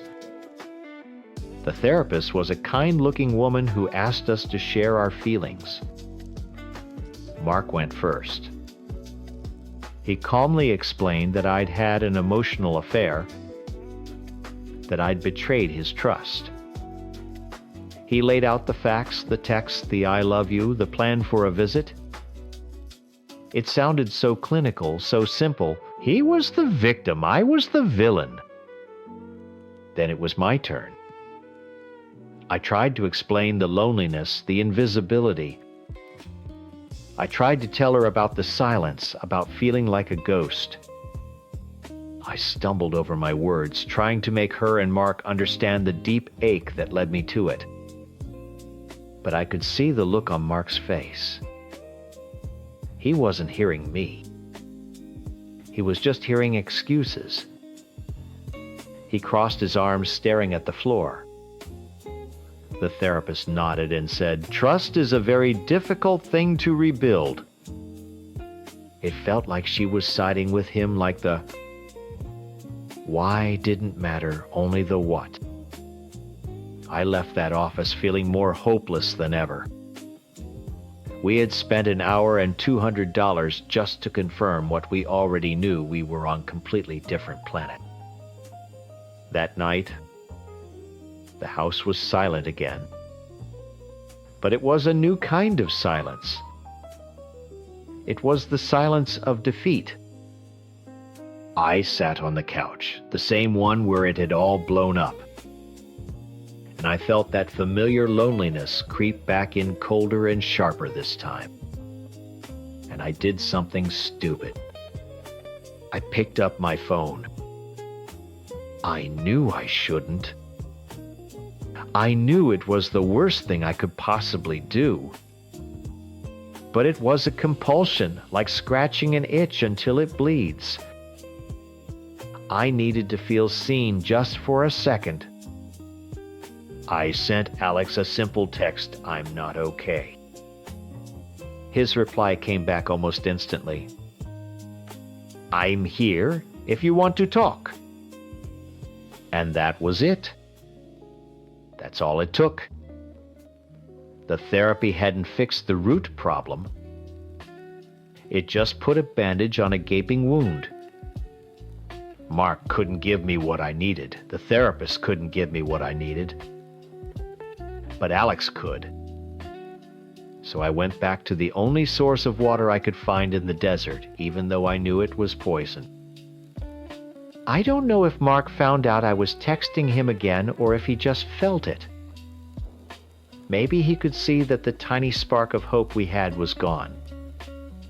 About a week later, he sat down with me at the kitchen table. There was no anger left in his face, just a deep, unshakable sadness. "This isn't working, is it?" he said softly. I shook my head, unable to speak past the lump in my throat. "No.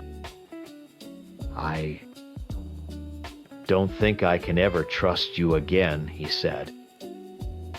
"And you're not happy. I see that now." It was the most honest thing he'd said to me in years. He finally saw me, but it was too late. We talked for a little while about logistics, about who would get what. It was calm and quiet. The fight was over. We were just two people who had hurt each other too much to go back. We decided to get a divorce. I'm not trying to say I'm a good person. I know I hurt him. I see that. I will carry the guilt of that with me forever. But I'm not the simple villain he probably paints me as. I'm just a person who made a terrible mistake because I was drowning and grabbed onto the wrong life raft. Our marriage was a house that was already rotting from the inside.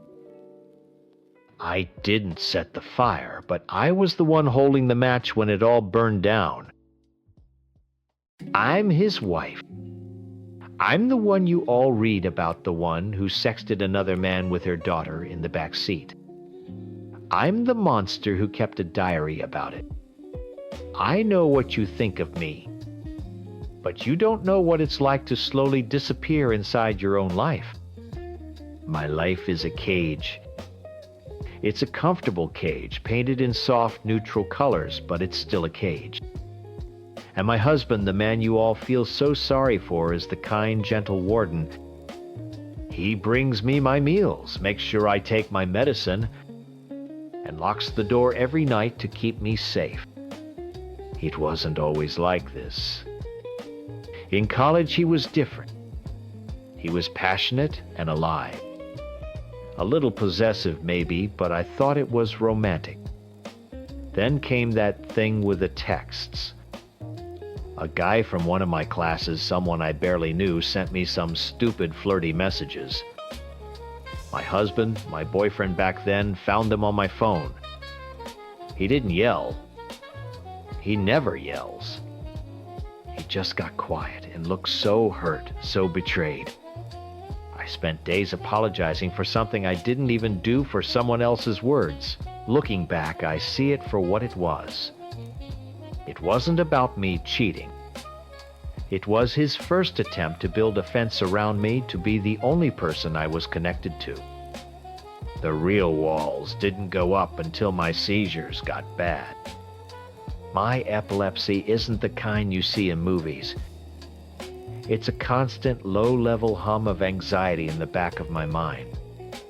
The big ones are rare, but the small ones, the ones that make me lose time or just stare blankly into space, can happen anytime. I can't try. I can't be left alone with our daughter for too long. My world shrank and he became my full-time manager. After our daughter was born, the fence became a fortress. He stopped seeing a wife. He saw a patient. Every single thing we did together became a risk assessment. Did you take your meds? You look tired. You should lie down. Don't overdo it. Here, let me carry that. I know he thought he was being a good husband. He times his times a good man, a wonderful father. That's what makes it so much worse. You can't scream at a man who is gently, lovingly suffocating you to death. You just lie there and let the air run out. He complains he became a grayed-out zombie, but he became that person long before I did. He was a man going through the motions of caretaking, not partnership. Sex became a checklist item. Another thing to be careful about. Could it trigger a seizure? Was I too tired? There was no passion, just procedure. I was a walking pre-existing condition he had to manage. And I was so alone. I was invisible in my own home. Then someone saw me. My colleague, let's call him Mark, he actually saw times me asterisk. We started working on a project together. He didn't know about my seizures at first. He just saw a woman who was smart and funny and good at her job.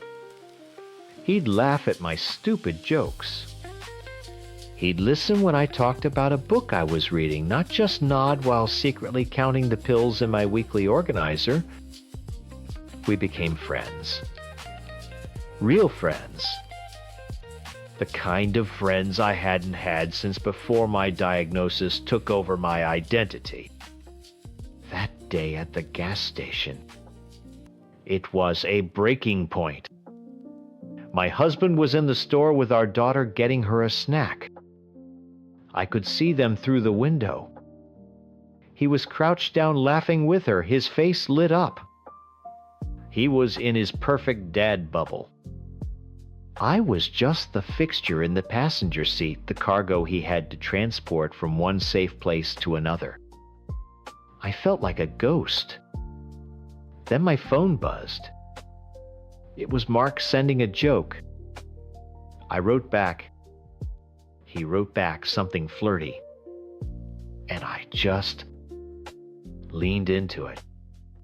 It was a jolt of electricity in my grayed-out world. It was stupid, and so reckless to do it right there. But I was so trapped, so desperate to feel something real, something that was just for me. For a few minutes, I wasn't a patient or a mother. I was just a woman talking to a man who found her desirable. The diary was my only escape. It was the one place on earth I didn't have to pretend. I wrote everything down. My husband thinks my other life was this secret world away from him and our daughter. He's wrong. My other life was the one he managed the life of the sickly, dependent woman in our quiet gray house. The affair, the feelings I had for Mark, that was my times, real times life. It was messy and wrong, but it was mine. I wrote about the one-night stand. I had a desperate and clumsy attempt to feel something physical after our daughter was born, and my husband started treating me like glass. I wrote about Mark, about our conversations, about how it felt to be seen. The work trip was supposed to be a breath of fresh air. A whole week of being a person. I told my husband it was a mandatory conference. It was, but Mark was going too. We shared a hotel room. It wasn't some wild, passionate romance. We talked for hours. We ordered room service and watched bad movies. I could snuggle up against him on the couch without him putting a hand on my forehead to check for a fever or asking if my aura felt weird. He saw me. Just me. But it was complicated. I felt so much guilt, so much confusion. This person saw me, the real me, but he couldn't have all of me. And I couldn't leave the life, the daughter I loved. I filled the last pages of my diary on the flight home, trying to sort through the mess in my head. I was terrified, but also hopeful. Maybe I could find a way to integrate these two worlds to bring some of that whole alive person back into my cage. I tucked the diary deep into the side pocket of my travel bag before I got off the plane. The house was quiet when I got home. Too quiet. My daughter was already in bed. My husband was sitting on the couch, not watching TV, just staring at the blank screen. "Hey," I said, trying to sound normal, my heart starting to pound. "Long flight." He didn't turn around. He just said, his voice flat and empty, "Welcome home. How was the trip?" "It was fine. Work stuff, you know." I dropped my keys on the counter, my hands shaking a little. I just wanted to go upstairs, take a shower, and pretend to be the person he expected me to be. "I put your bag in the bedroom," he said, still not looking at me. I nodded, even though he couldn't see me. "Thanks. I'm exhausted. I think I'm just going to head up." I walked into our bedroom. My travel bag was on the floor by the closet, and the side zipper, the one I had carefully, deliberately zipped shut on the plane, was open. My blood went cold. It was like one of my seizures, but I was wide awake for this one. The world tilted, and all the sound rushed out of the room. The zipper. That stupid little metal zipper was smiling at me wide open. I had checked it. I know I had. I zipped it shut on the plane, tucking my whole secret life away. But there it was. Open. I didn't even need to look inside. I knew the diary was gone. My stomach dropped. I felt dizzy sick. For a second, I just stood there, staring at the empty side pocket of my bag, my hand half raised like I could somehow undo it. Then I walked back downstairs. My legs felt like they were moving through wet cement. He was still on the couch, but he had turned to face the stairs. And there it was on the coffee table between us. My diary! Open! He had it laid out like a piece of evidence at a trial. My trial. "I know," he said. His voice wasn't angry. It was worse. It was dead. The voice he used when a doctor gave us bad news about my medication. Calm, detached, absorbing a problem. I just stared at him. What was I supposed to say? The air was so thick I could barely breathe. "I know about the other guy," he continued, as if I hadn't heard him. He gestured at the diary. "All of it." The texts I saw at the gas station were just the tip of the iceberg, weren't they? The one-night stand after our daughter was born? The whole week with your colleague, Mark. Hearing him say the name felt like a physical blow. It was a name from my real life, spoken out loud in my cage, and it sounded dirty and wrong coming from his mouth. This wasn't a conversation. This wasn't a heartbroken husband pleading for answers. This was an interrogation. He had his evidence, his neatly organized case file, and he was laying it out for the jury. He didn't want an explanation. He wanted a confession. He wanted me to break down, cry, and tell him he was right, that his snooping was justified, that his version of me as a traitor was the correct one. I couldn't give him that.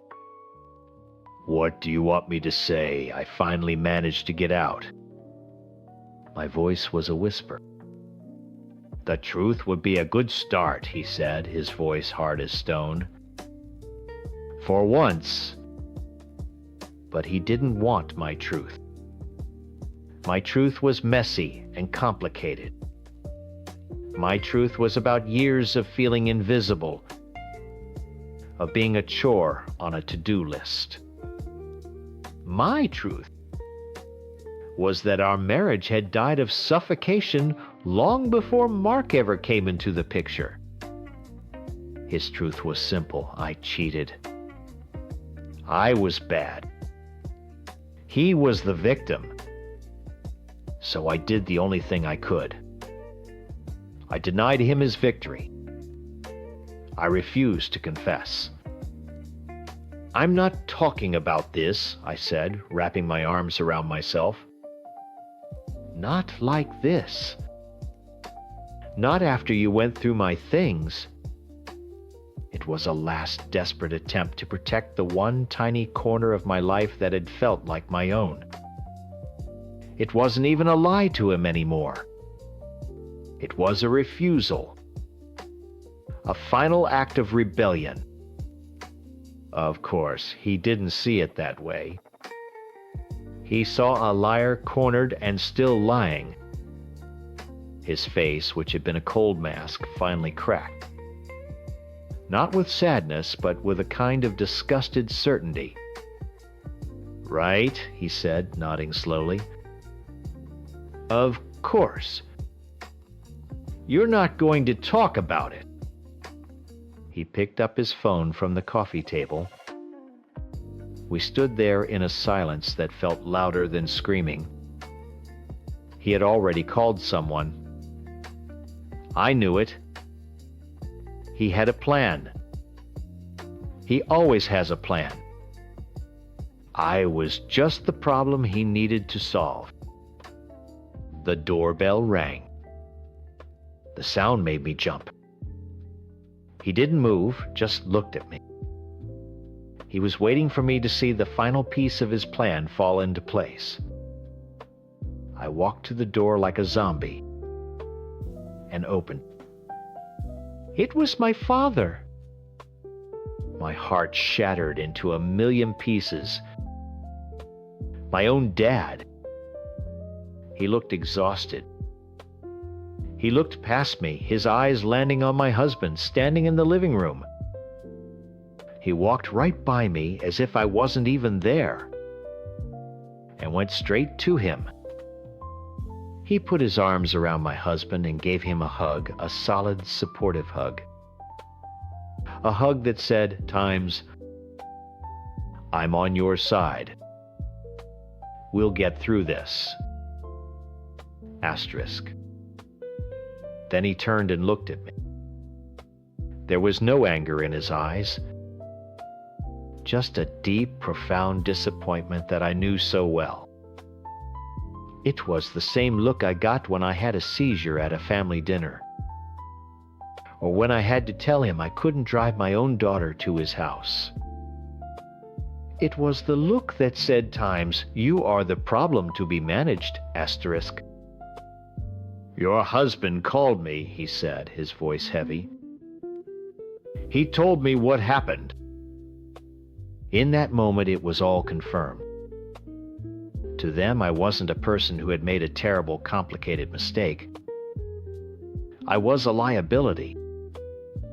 The broken daughter, the cheating wife, the sick woman who couldn't be trusted.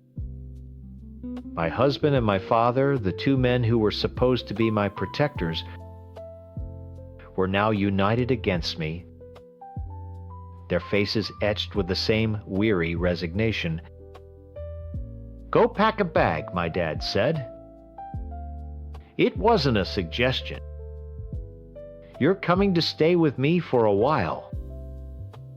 I didn't argue.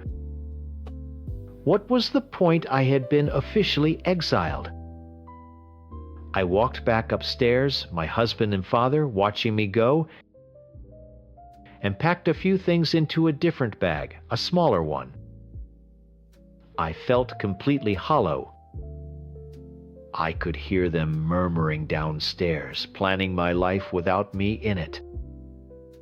I looked around the bedroom that was no longer mine at the life I had tried so desperately to escape and had now completely destroyed. When I came back down, my husband wouldn't look at me. He was just staring at the wall, his jaw tight. My dad took my bag from my hand. I walked out the front door of my own house, the house where I'd brought my baby home, and didn't look back.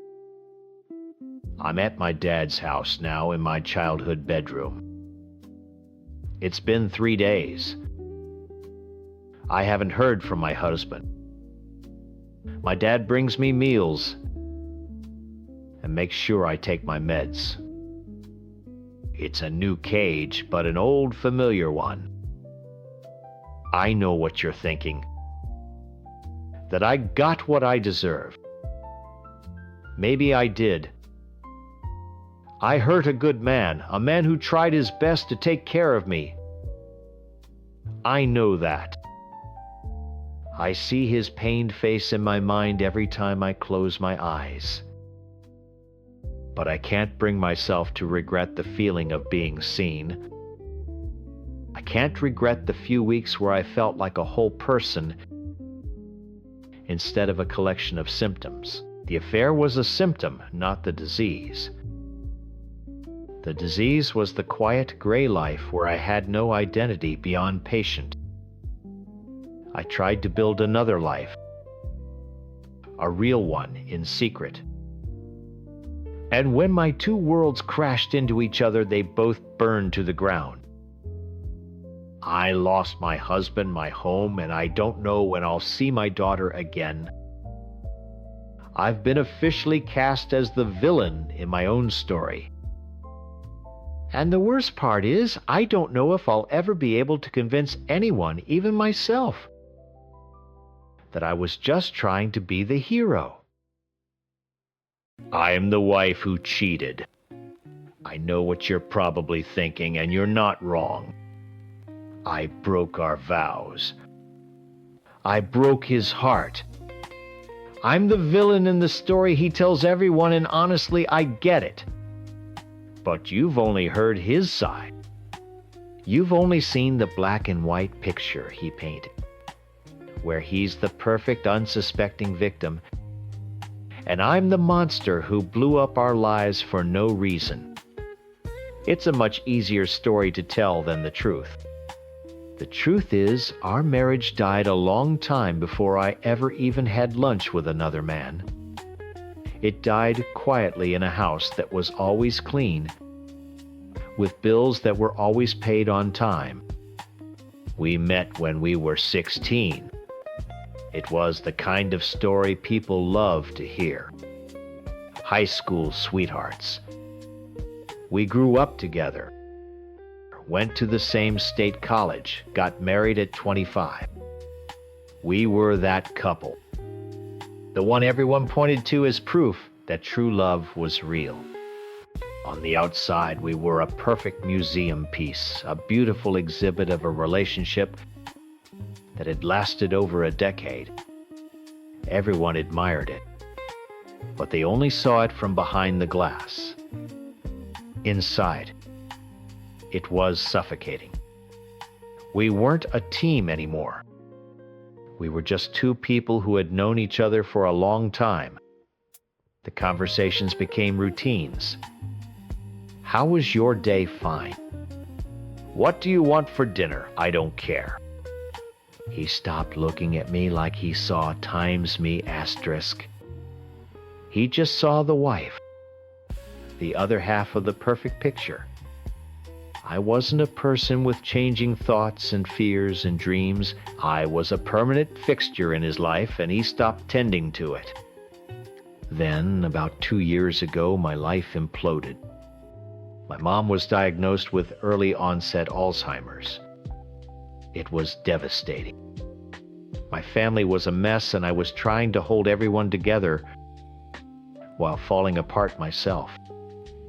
I needed my husband. I needed a partner to lean on, to cry with. to tell me it would be okay even if we both knew it wouldn't. He was there physically. He would put his arm around me at family dinners and say all the right supportive husband things. But when we got home, he was a ghost. I'd be crying in the kitchen and he'd walk in, see me, and just start making a sandwich as if nothing was wrong. He'd ask if I remembered to take out the recycling. He was a curator, not a husband. His only job was to make sure the exhibit looked perfect, polishing the glass while I was screaming on the inside. I felt so completely alone. I was drowning, and the person who was supposed to be my lifeguard was standing on the shore, calmly describing the water. That's when I met Alex at work. It wasn't some dramatic movie-like encounter. He was just a guy on my team. We started getting lunch.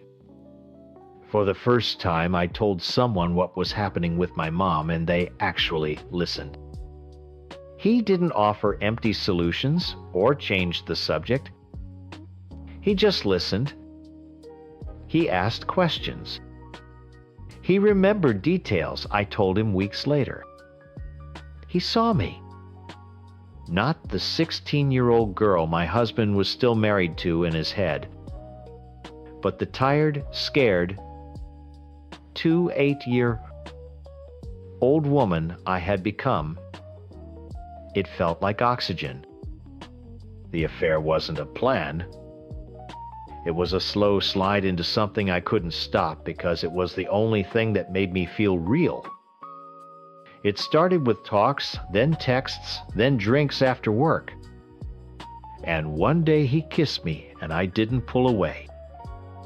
Because for the first time in years, I felt like someone had actually chosen me right here, right now. I know what everyone fixates on. That it happened in our house. In our bed. They see it as the ultimate act of disrespect, a desecration. But that house hadn't felt like a home for so long. It was a stage where we performed our roles as the perfect couple. Bringing him there wasn't about hurting my husband. It was a desperate attempt to feel something, to feel alive in a space where I had started to feel like a ghost. I told myself I could keep it separate. That this was a temporary lifeline I could hold on to until I learned how to breathe on my own again, and then I would let go and fix my real life. I know how stupid that sounds now. For a year, I lived 2 lives. The numb, quiet one at home, and the one with Alex, where I felt seen and heard. I was clinging to that connection with everything I had. Then one evening in September, it all came crashing down. He'd been quiet all day, a different kind of quiet. A cold, heavy silence. I was in the kitchen and he walked in and just stood there holding my phone. My heart dropped into my stomach. He didn't find it by accident. He had gone looking for it. He'd waited until I was in the shower, guessed my passcode, and read everything. He broke my trust to prove I had broken his. The confrontation wasn't a tearful, heartbroken mess. It was cold, calculated. His first words weren't, "How could you?" or "Why?" His first demand was, "You will cut off all contact with him." Now, it wasn't a plea from a man in pain. It was an order. He wanted to sever my only emotional lifeline and lock me back inside the glass case. I promised I would. I deleted Alex's number in front of him. I blocked him on everything I could think of. I promised it was over. And in that moment, I meant it. But the days that followed were worse than before. The ghost in my house was now a warden, He watched my every move. He'd casually ask to use my phone to look something up. He'd ask who I was texting. The silence was heavier, filled with suspicion. I felt like I was being suffocated all over again, but this time the walls were closing in. I was falling apart. He had taken away my only friend, the only person I felt I could talk to, and left me alone with my jailer. I just needed to know Alex was okay. I needed to explain. I told myself it wasn't about the affair anymore. It was about not being completely isolated. So I found him on Instagram. The messages were stupid, harmless. "Hey, are you okay? This is all a mess. I'm sorry." Nothing romantic, just connection. Just a whisper to the only person who I felt understood me. It's been about a month since he found out. We've been living like tense roommates, sleeping with a wall of pillows between us. Tonight we were watching TV. I got up to get a glass of water, leaving my phone on the coffee table. It was a stupid, careless mistake. When I came back into the living room, he was holding it. His back was to me, but I could see the rigid set of his shoulders. He was scrolling slowly. Then he stopped. He tilted his head, and I knew what he was looking at. He was reading my messages with Alex. I froze in the doorway, my heart pounding against my ribs. I couldn't breathe. He slowly turned around the screen of my phone, lighting up his face. He didn't look sad. He didn't even look angry. He just looked cold, victorious. He looked up at me, and his lips curled into a tiny, terrible smile. "I wasn't doing anything," I stammered the words, feeling thin and stupid in the silence of the room. "We were just talking." He didn't respond. He just slowly lowered the phone and held it out to me. The screen was still lit up with my open conversation. "It's funny," he said, his voice terrifyingly calm. "For a month I've been wondering if I was crazy. Wondering if I was the bad guy for checking your phone, for not trusting you. Thank you for clearing that up for me." That little smile was still on his face. It wasn't a happy smile. It was the smile of someone who just won a game. He hadn't caught his cheating wife. He had caught an escapee. This was his proof, his victory. He finally had the moral high ground, clean and simple. "It wasn't like that," I pleaded, my voice cracking. "He was my friend. You made me cut off my only friend, and I was so alone. I just wanted to see if he was okay." "Your friend," he let out a short, sharp laugh that had no humor in it. "The one you were screwing in our bed, that friend?" Every word was a perfectly aimed dart. He wasn't heartbroken. He was prosecuting me. He didn't want to understand why I was drowning.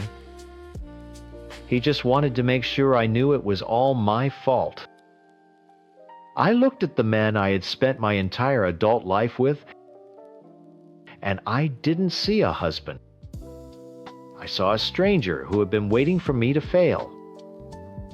The ultimatum came next, just as I knew it would. But it wasn't about us anymore. "I'm done," he said, turning his back on me and walking towards the bedroom. "This is over. I'm calling a lawyer tomorrow." That was it. No yelling, no crying. Just a cold, clean execution. He wasn't trying to save us. He was cashing in his chips. The perfect victim narrative was now complete. He had given me a second chance and I had thrown it away. Case closed. The days that followed were a blur of logistics. He moved into the guest room. We spoke only through clipped formal sentences about mail and bills. He filed for divorce exactly when he said he would. Our first meeting was with a mediator, a neutral woman in a gray pantsuit, who sat between us at a long polished table. The whole thing felt surreal. We were divvying up a life. Who gets the couch? Who gets the wedding china? We were dismantling the museum exhibit piece by piece. He was a different person in those meetings. Composed, reasonable, efficient. He never looked at me. He spoke to the mediator as if I wasn't even there.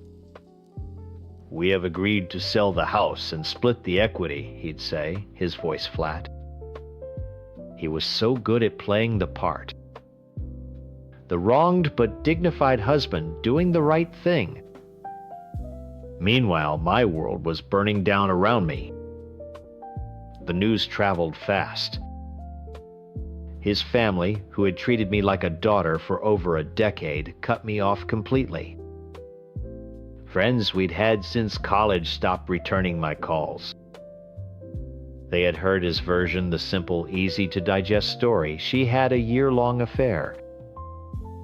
He found out he tried to forgive her, and she went right back to the other man. I was the monster. He was the saint. No one wanted to hear about the years of silence, about the emotional neglect, about the soul-crushing loneliness. No one wanted to hear that I was crying for help and the affair was the only way I knew how to scream. It's so much easier to have a clear hero and a clear villain.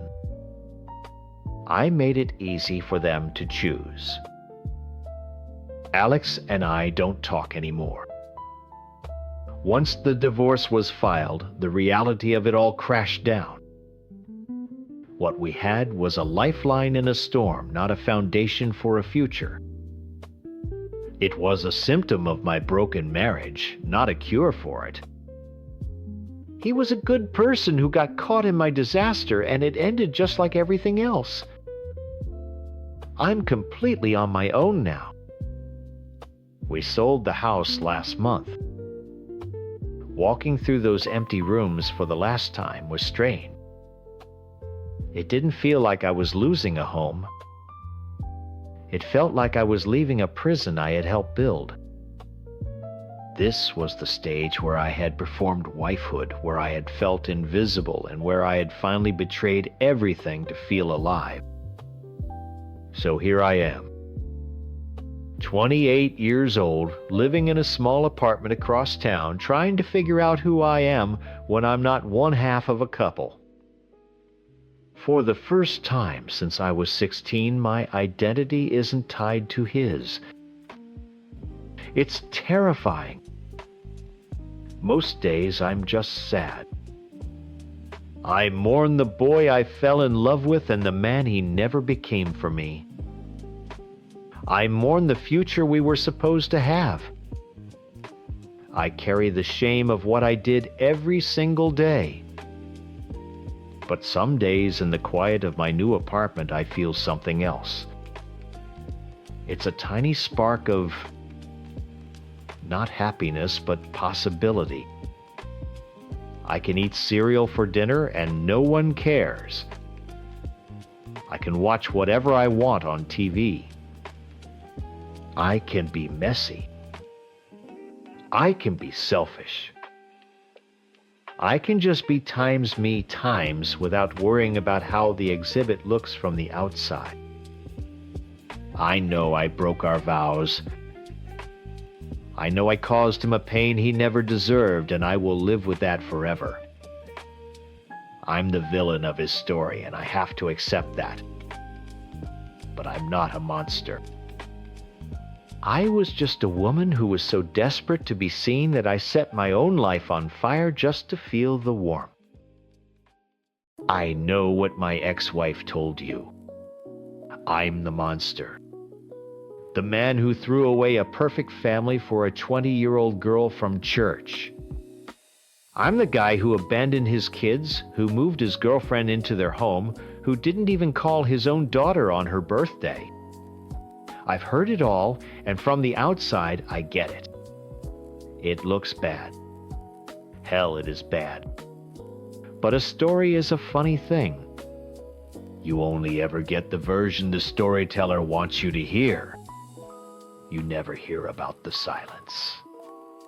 For years, that's all our house was filled with. Silence.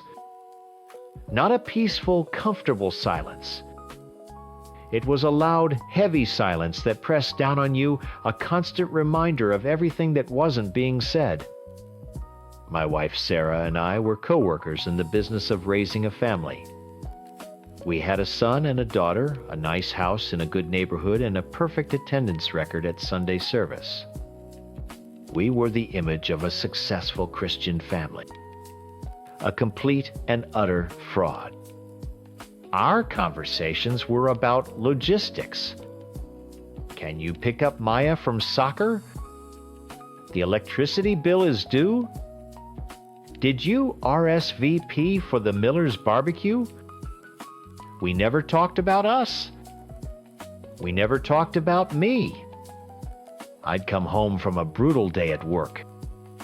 A day spent making the money that paid for the nice house and the soccer lessons. And she'd look right through me. Her focus was a laser beam, and it was pointed squarely at the kids and the public image of our family. I was just a piece of the machinery. The part that went out and earned money, the hand that took out the trash, the driver. I tried. God, I tried. I'd ask about her day, and she'd give me a one-word answer before turning her attention back to homework or dinner prep.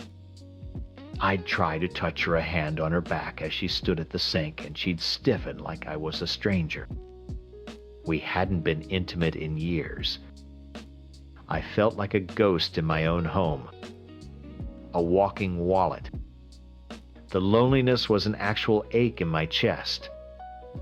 You can be in a room full of people, in a house full of your own family, and be the most alone person in the world. Church made it worse. It was supposed to be a place of comfort, but for me, it was a stage. Every Sunday we'd put on our costumes, nice clothes, and bright fake smiles and perform. We'd sit in the pew, a perfect little unit, and I'd feel the eyes of the congregation on us. They saw a good man, a provider, a solid family. They didn't see the man who drove home from that very same church in complete silence with the woman sleeping in his bed. They didn't see a husband. They saw a prop.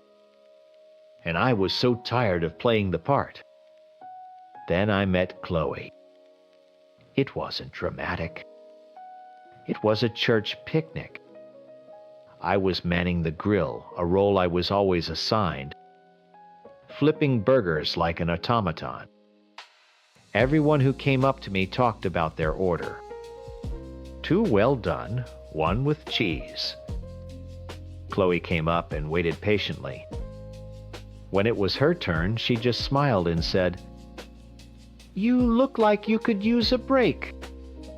It was such a simple thing. But no one had said anything like that to me in a decade. She asked my name. Not "Aren't you Maya's dad," but my actual name? She asked what I did for a living. And when I told her, she asked if I enjoyed it. She asked what I liked to do for fun. The question actually stunned me. Fun? I didn't have fun. I worked, I paid bills, and I drove carpool. We started talking. Just little conversations after service, friendly emails during the week. It was like water in a desert. She saw times me, asterisk. The person, not the function. She laughed at my stupid jokes. She listened when I talked about how frustrating my job was. She made me feel like I was a real living person again, not just a fixture in someone else's life.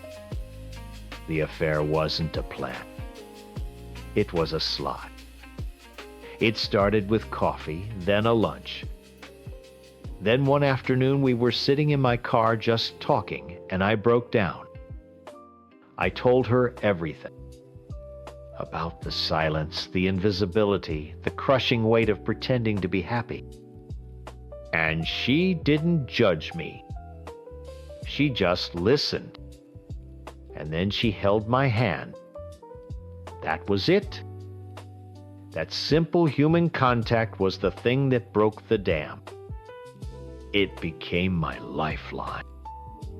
The hours I spent with her were the only hours I felt real.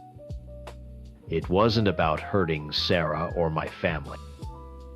In my broken, desperate mind, it was about saving myself. It was the one part of my life that was mine, a secret world where I was wanted, where I was seen. I was so starved for affection that I became reckless. I let my guard down.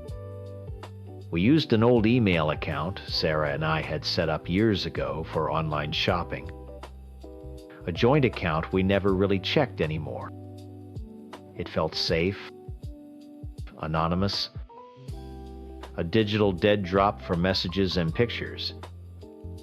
Pictures that made me feel desired for the first time in forever. It was stupid, I know that now.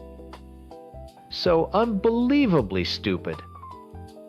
A rookie mistake from a man who was drowning and grabbing onto anything that floated. One Tuesday, I was at my desk at work, finishing up a report. It was a normal day. I had a phone call with a client, a meeting at 2 p.m., and I was supposed to pick up my son from practice at 5. I was going through the motions, just another day in the machine. Then a weird feeling washed over me. A cold, prickling dread. I couldn't place it at first. It was just a knot of anxiety tightening in my stomach. The pictures, the email. I had sent Chloe one just last night. Did I delete it? Did I log out? My hands started to shake. I quickly opened my browser and typed in the email login. I put in the password. Access denied. I tried again carefully. Access denied. My heart hammered against my ribs. Sarah never used that account, but she knew the password. Had she changed it? Why would she change it? My mind was racing. Maybe it was nothing. Maybe I forgot the password. I clicked the forgot password link. A recovery link has been sent to s@email.com. Her personal email. My blood ran cold. I grabbed my phone to call her, to make up some excuse, any excuse. But before I could dial, I saw the notification on our shared family calendar app on my desktop. A single simple entry she had just added for 3 p.m. that afternoon. It just said, "Call a lawyer." That drive home was the longest of my life. Every red light felt like an eternity. My phone stayed dark on the passenger seat. No angry text, no missed call. Just that calendar invite, cold and sterile. Call a lawyer. That's how she chose to tell me. not with a scream, but with a scheduling update.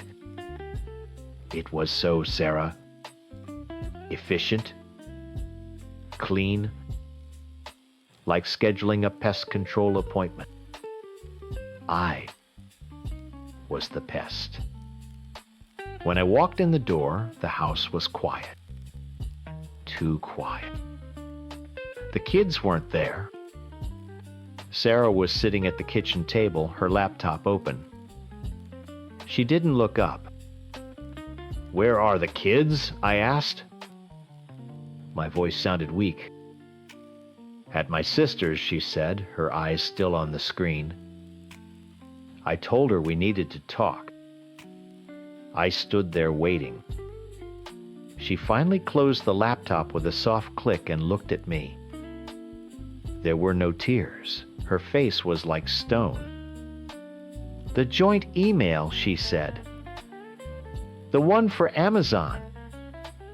I needed to find an old receipt. I saw the drafts. I saw everything. My whole defense, the years of loneliness, the feeling of being invisible, it all just died in my throat.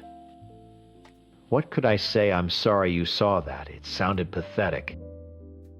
Instead, I just said the truth. "I was drowning, Sarah." She laughed. It wasn't a real laugh. It was a short, bitter sound. "Drowning! You were on vacation while I was here raising your children, keeping your house, making sure everyone at church thought you were a good man. You were on vacation with a girl who is younger than my cousin." She finally stood up. "Don't you dare try to make this my fault. You're just a cliché. A pathetic middle-aged man who blew up his family for a 20-year-old? That was it. There was no discussion, no therapy, no path forward. She had already called the lawyer. I was packed and out of the house within an hour. The business of our marriage was over. Now it was just the business of our divorce. The next few weeks were a blur. I stayed on a friend's couch feeling like a complete failure. The whispers started at church. People would see me and turn away. I was a pariah. Chloe was the only person who would even look me in the eye. Sarah moved into an apartment with the kids, leaving the house empty.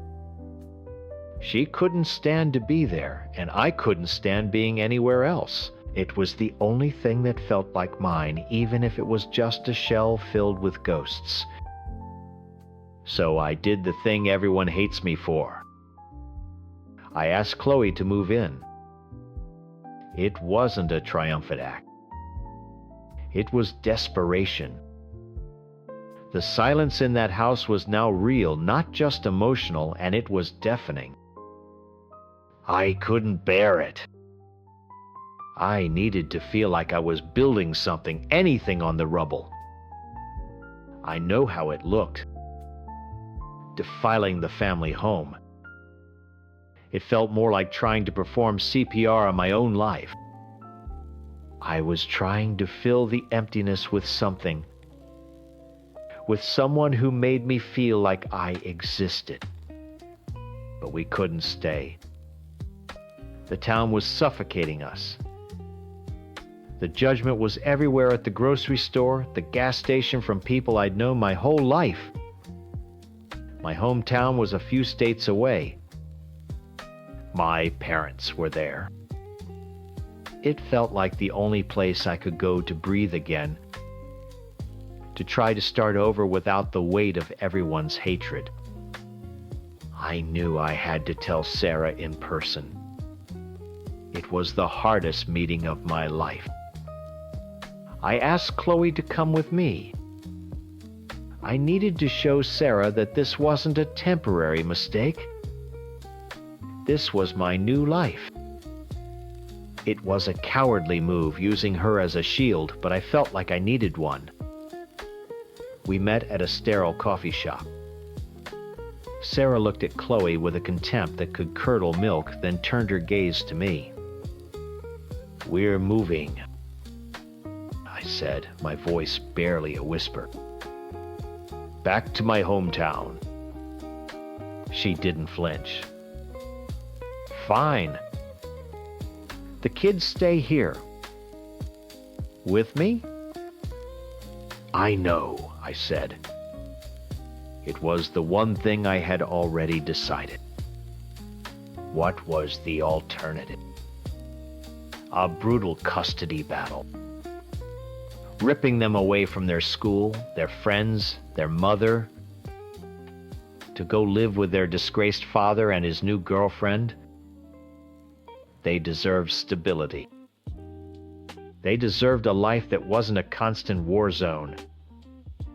In my mind, giving her full custody was the one responsible, decent thing I could do for them. It was my penance. "You'll pay support," she said. It wasn't a question. Of course. Whatever the court says.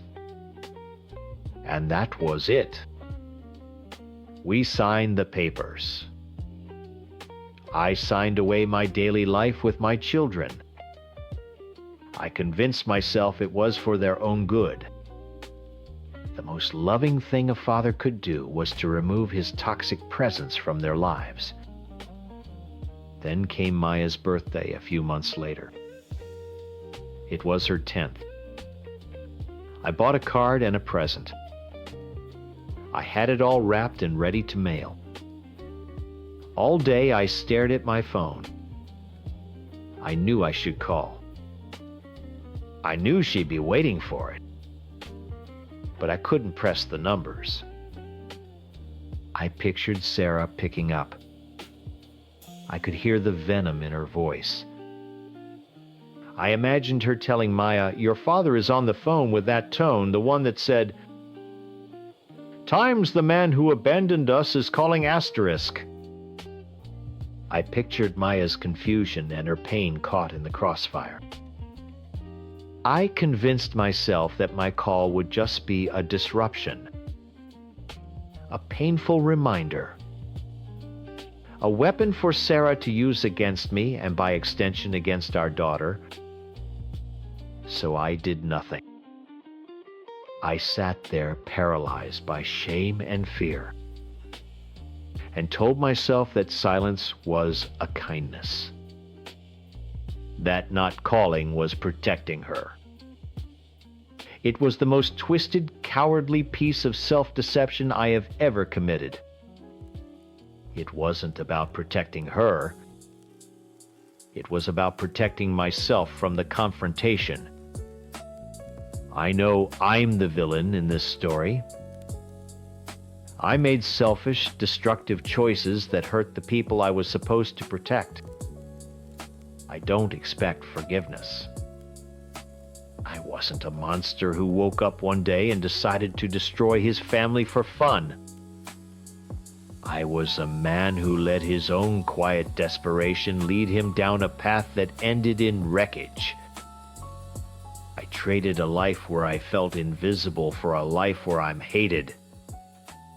Some days I'm still not sure which is worse. I know what my husband told you. I know the story he's painting of me. The cheating wife. The monster who destroyed our family. I'm not here to tell you I didn't do it. I did. I own every single ugly part of that. But if you only hear his side, you're reading the last chapter of a book and pretending you know the whole story. The truth is, I cheated to escape a man who had already buried me alive. For 11 years, our marriage wasn't a partnership. It was a project he managed. My husband, let's call him Mark, is a master of efficiency. Our life was a spreadsheet. Finances were optimized. Vacations were scheduled a year in advance. Even our morning hugs felt like they were on a to-do list. 8:15 a.m. hug wife. Check. He'd say I was a great wife and an excellent mother, the way a manager praises a reliable employee. They weren't compliments. They were performance reviews. I was a functional component in the perfect life he had built. I played my part. I raised our beautiful twin boys. I kept the house perfect. I smiled at his work dinners. I was good at it. But then, about a year ago, I was laid off. My career wasn't just a job. It was the one corner of the world that was mine.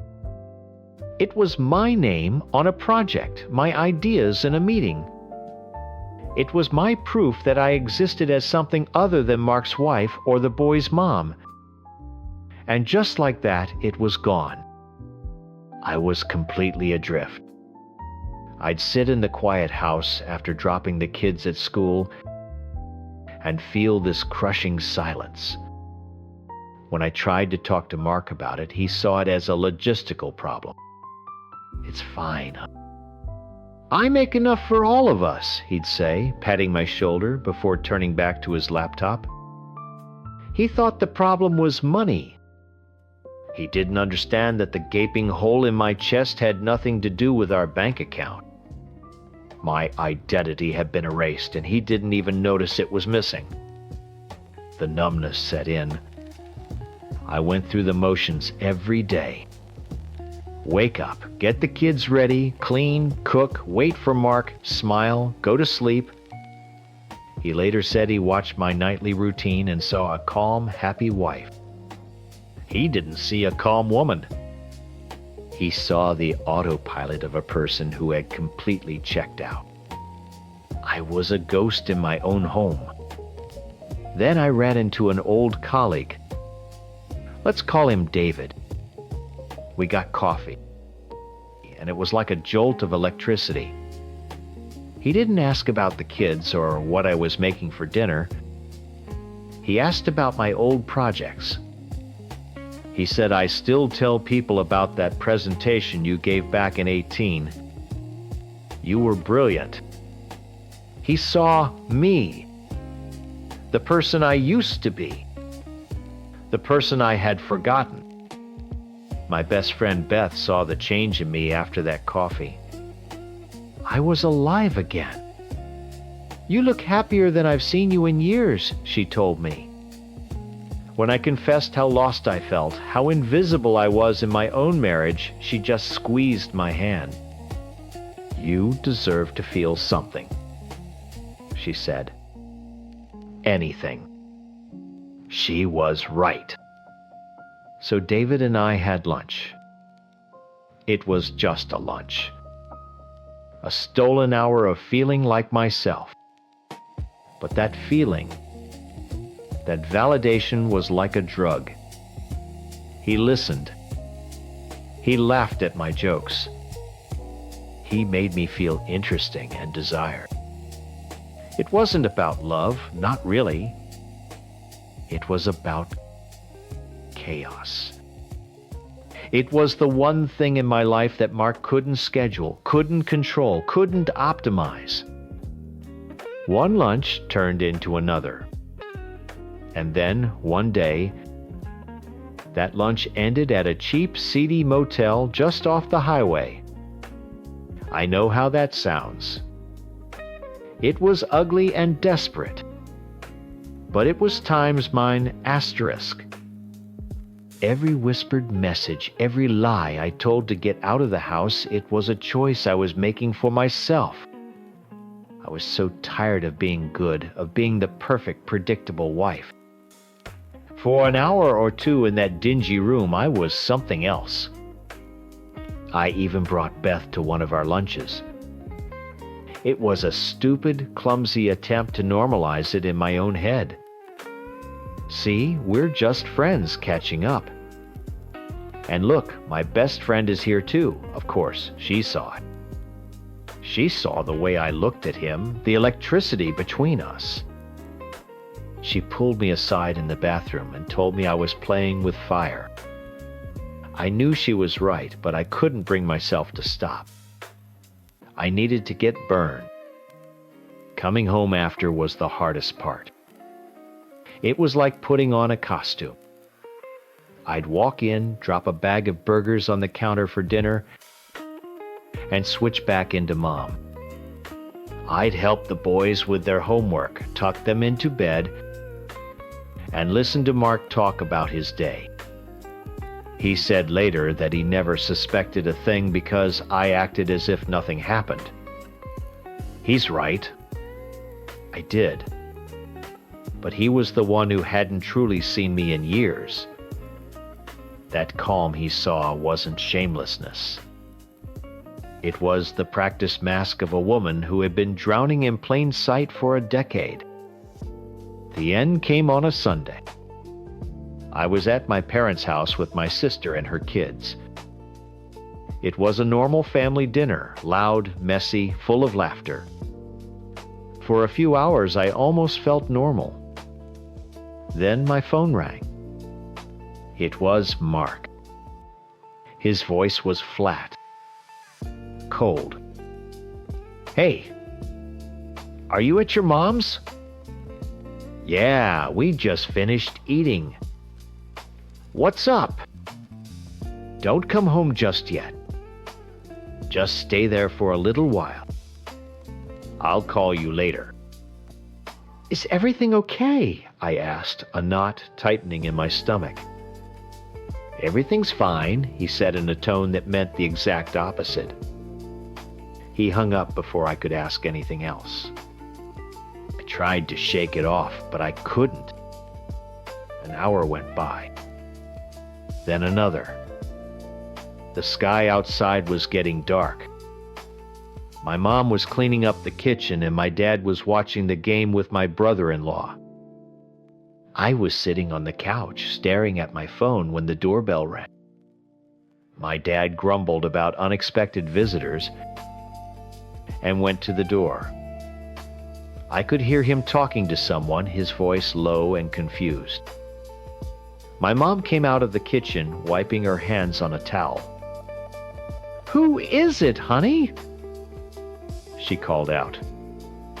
I stood up and walked toward the hallway, my heart starting to pound against my ribs. I saw my dad standing in the open doorway holding a large manila envelope. Standing on the porch was a man in a cheap suit I'd never seen before. He wasn't looking at my dad. He was looking past him right at me.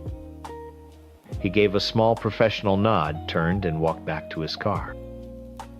"What is that?" my mom asked, walking up behind my dad. My father turned around slowly, his face pale. He looked from the envelope in his hands, then up at me. His eyes were filled with a kind of confusion and horror I'd never seen before. He held it out to me without a word. My name was typed neatly on the front. My hands were trembling so badly I could barely open the envelope. Inside the first page was a cold, formal, legal document. Petition for dissolution of marriage. My breath left my body in a rush. I sank onto the edge of the couch, the papers shaking in my lap. My mom started crying a soft, wounded sound. My dad just stood there, his face like stone, looking at me as if I were a complete stranger. The humiliation was a physical thing, a hot wave that washed over my entire body. Mark hadn't just ended our marriage. He had executed it. In front of my family. He wanted them to be the first to see what I'd done to make sure I had nowhere to run for comfort. The drive home was the longest 20 minutes of my life. I wasn't just driving toward a confrontation. I was driving toward a verdict that had already been decided. This wasn't the act of a man lashing out in pain. This was the opening move of a strategist. Every red light felt like an eternity. By the time I pulled into our driveway, my heart was a cold, heavy lump in my chest. The front door was unlocked. I stepped inside, and the first thing I saw were the trash bags. Not one or two. At least a dozen huge black industrial bags lined the hallway. They were bulging. I reached out and touched one. Through the thin plastic, I could feel the hard corner of a picture frame. I tore a small hole in the bag. Inside, I saw the edge of a scrapbook I had spent months making for the boys, filled with pictures from their first 5 years. In another bag, I saw the quilt my grandmother had made for me, my wedding dress, photo albums. Every personal trinket, every sentimental object, every piece of my life that wasn't shared furniture was stuffed into these bags like garbage. He was sending a clear message: you are disposable.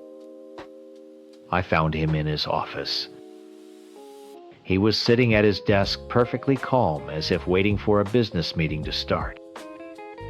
There were no tears, no red-rimmed eyes. Just a chilling stillness. "Mark," I said, my voice barely a whisper. He didn't look up at me. He just gestured to the chair opposite his desk. I sat down. It felt like I was in a police interrogation. He slid a thick, professional-looking binder across the desk. A file. "I hired someone," he said, his voice completely flat. "I wanted to be sure." I opened it. The first page was a photo of me and David laughing at a restaurant table. My friend Beth was there smiling, caught mid-sentence. Then a picture of my car pulling into the motel parking lot. A picture of us walking toward one of the rooms. There were dates, times, even receipts. It was a meticulous, soulless log of my betrayal. My stomach churned. He wasn't a husband confronting his wife. He was a prosecutor presenting his case. Then he reached over and pressed a button on a small digital recorder on his desk. My own voice filled the silent room. A soft laugh, then a whisper. Then David's voice. I heard sounds I never ever thought another human being would hear. Intimate sounds. Sounds from that cheap, ugly motel room. Sounds that were private, desperate, and mine. He made me listen to it. He watched my face as the color drained from it as I started to shake uncontrollably. It was a violation so profound, so utterly dehumanizing, that it took my breath away. He wasn't just hurt. He wanted to annihilate me. When he finally turned it off, the silence was deafening. "Is there anyone else?" he asked, his eyes still cold and analytical. The question wasn't a search for truth. I could see it. He was just checking for more ammunition, more data points for his file. It was a final dismissive flick, a way to tell me he assumed I was rotten to the core. "No," I choked out. "Just him." He nodded, as if ticking off a box. Good to know. Then he leaned forward, and for the first time a flicker of something that wasn't coldness appeared in his eyes. It was something harder. "You will not fight me on custody." You will agree to 50 over 50, and you will not say a single bad word about me to our sons. If you do this, File, he tapped the binder, becomes public record in our divorce proceedings. Their teachers, our friends, every parent at their school will know exactly what their mother is. Do you understand me? That's when I finally saw him. The man I'd been married to for over a decade. This wasn't about a broken heart. It was about power. I had disrupted his perfect controlled world. I had introduced a variable he hadn't accounted for. And the punishment had to be absolute. I had broken his rules. I stood up my legs, feeling like they might give out. What about David's wife? I asked, a sick feeling washing over me.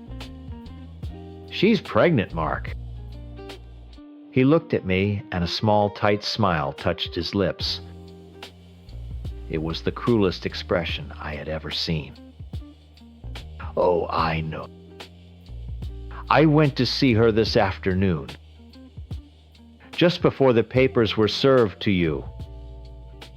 I felt she had a right to know. I gave her a copy of the file. That was it. That was the moment that broke me. This wasn't about healing or closure or protecting his family. This was a victory lap. He didn't just need to punish me. He needed to burn down everything I had touched. Ruining that pregnant woman's life was just collateral damage in his perfectly executed war. I left that night with nothing but a suitcase of clothes and 2 of the trash bags he had so carefully packed for me. My life reduced to garbage. The weeks that followed were a blur of lawyers and painful conversations. I had to sit down with our 9-year-old boys and explain in the simplest terms I could that Mommy and Daddy weren't going to live together anymore. Seeing the confusion and hurt in their eyes was a punishment worse than any audio recording. I know what I did. I cheated. That is a truth I have to live with every single day. I own the lies, the selfishness, the hurt I caused. I'm not asking for pity. But I need you to understand. I didn't break the heart of a loving man who adored his wife.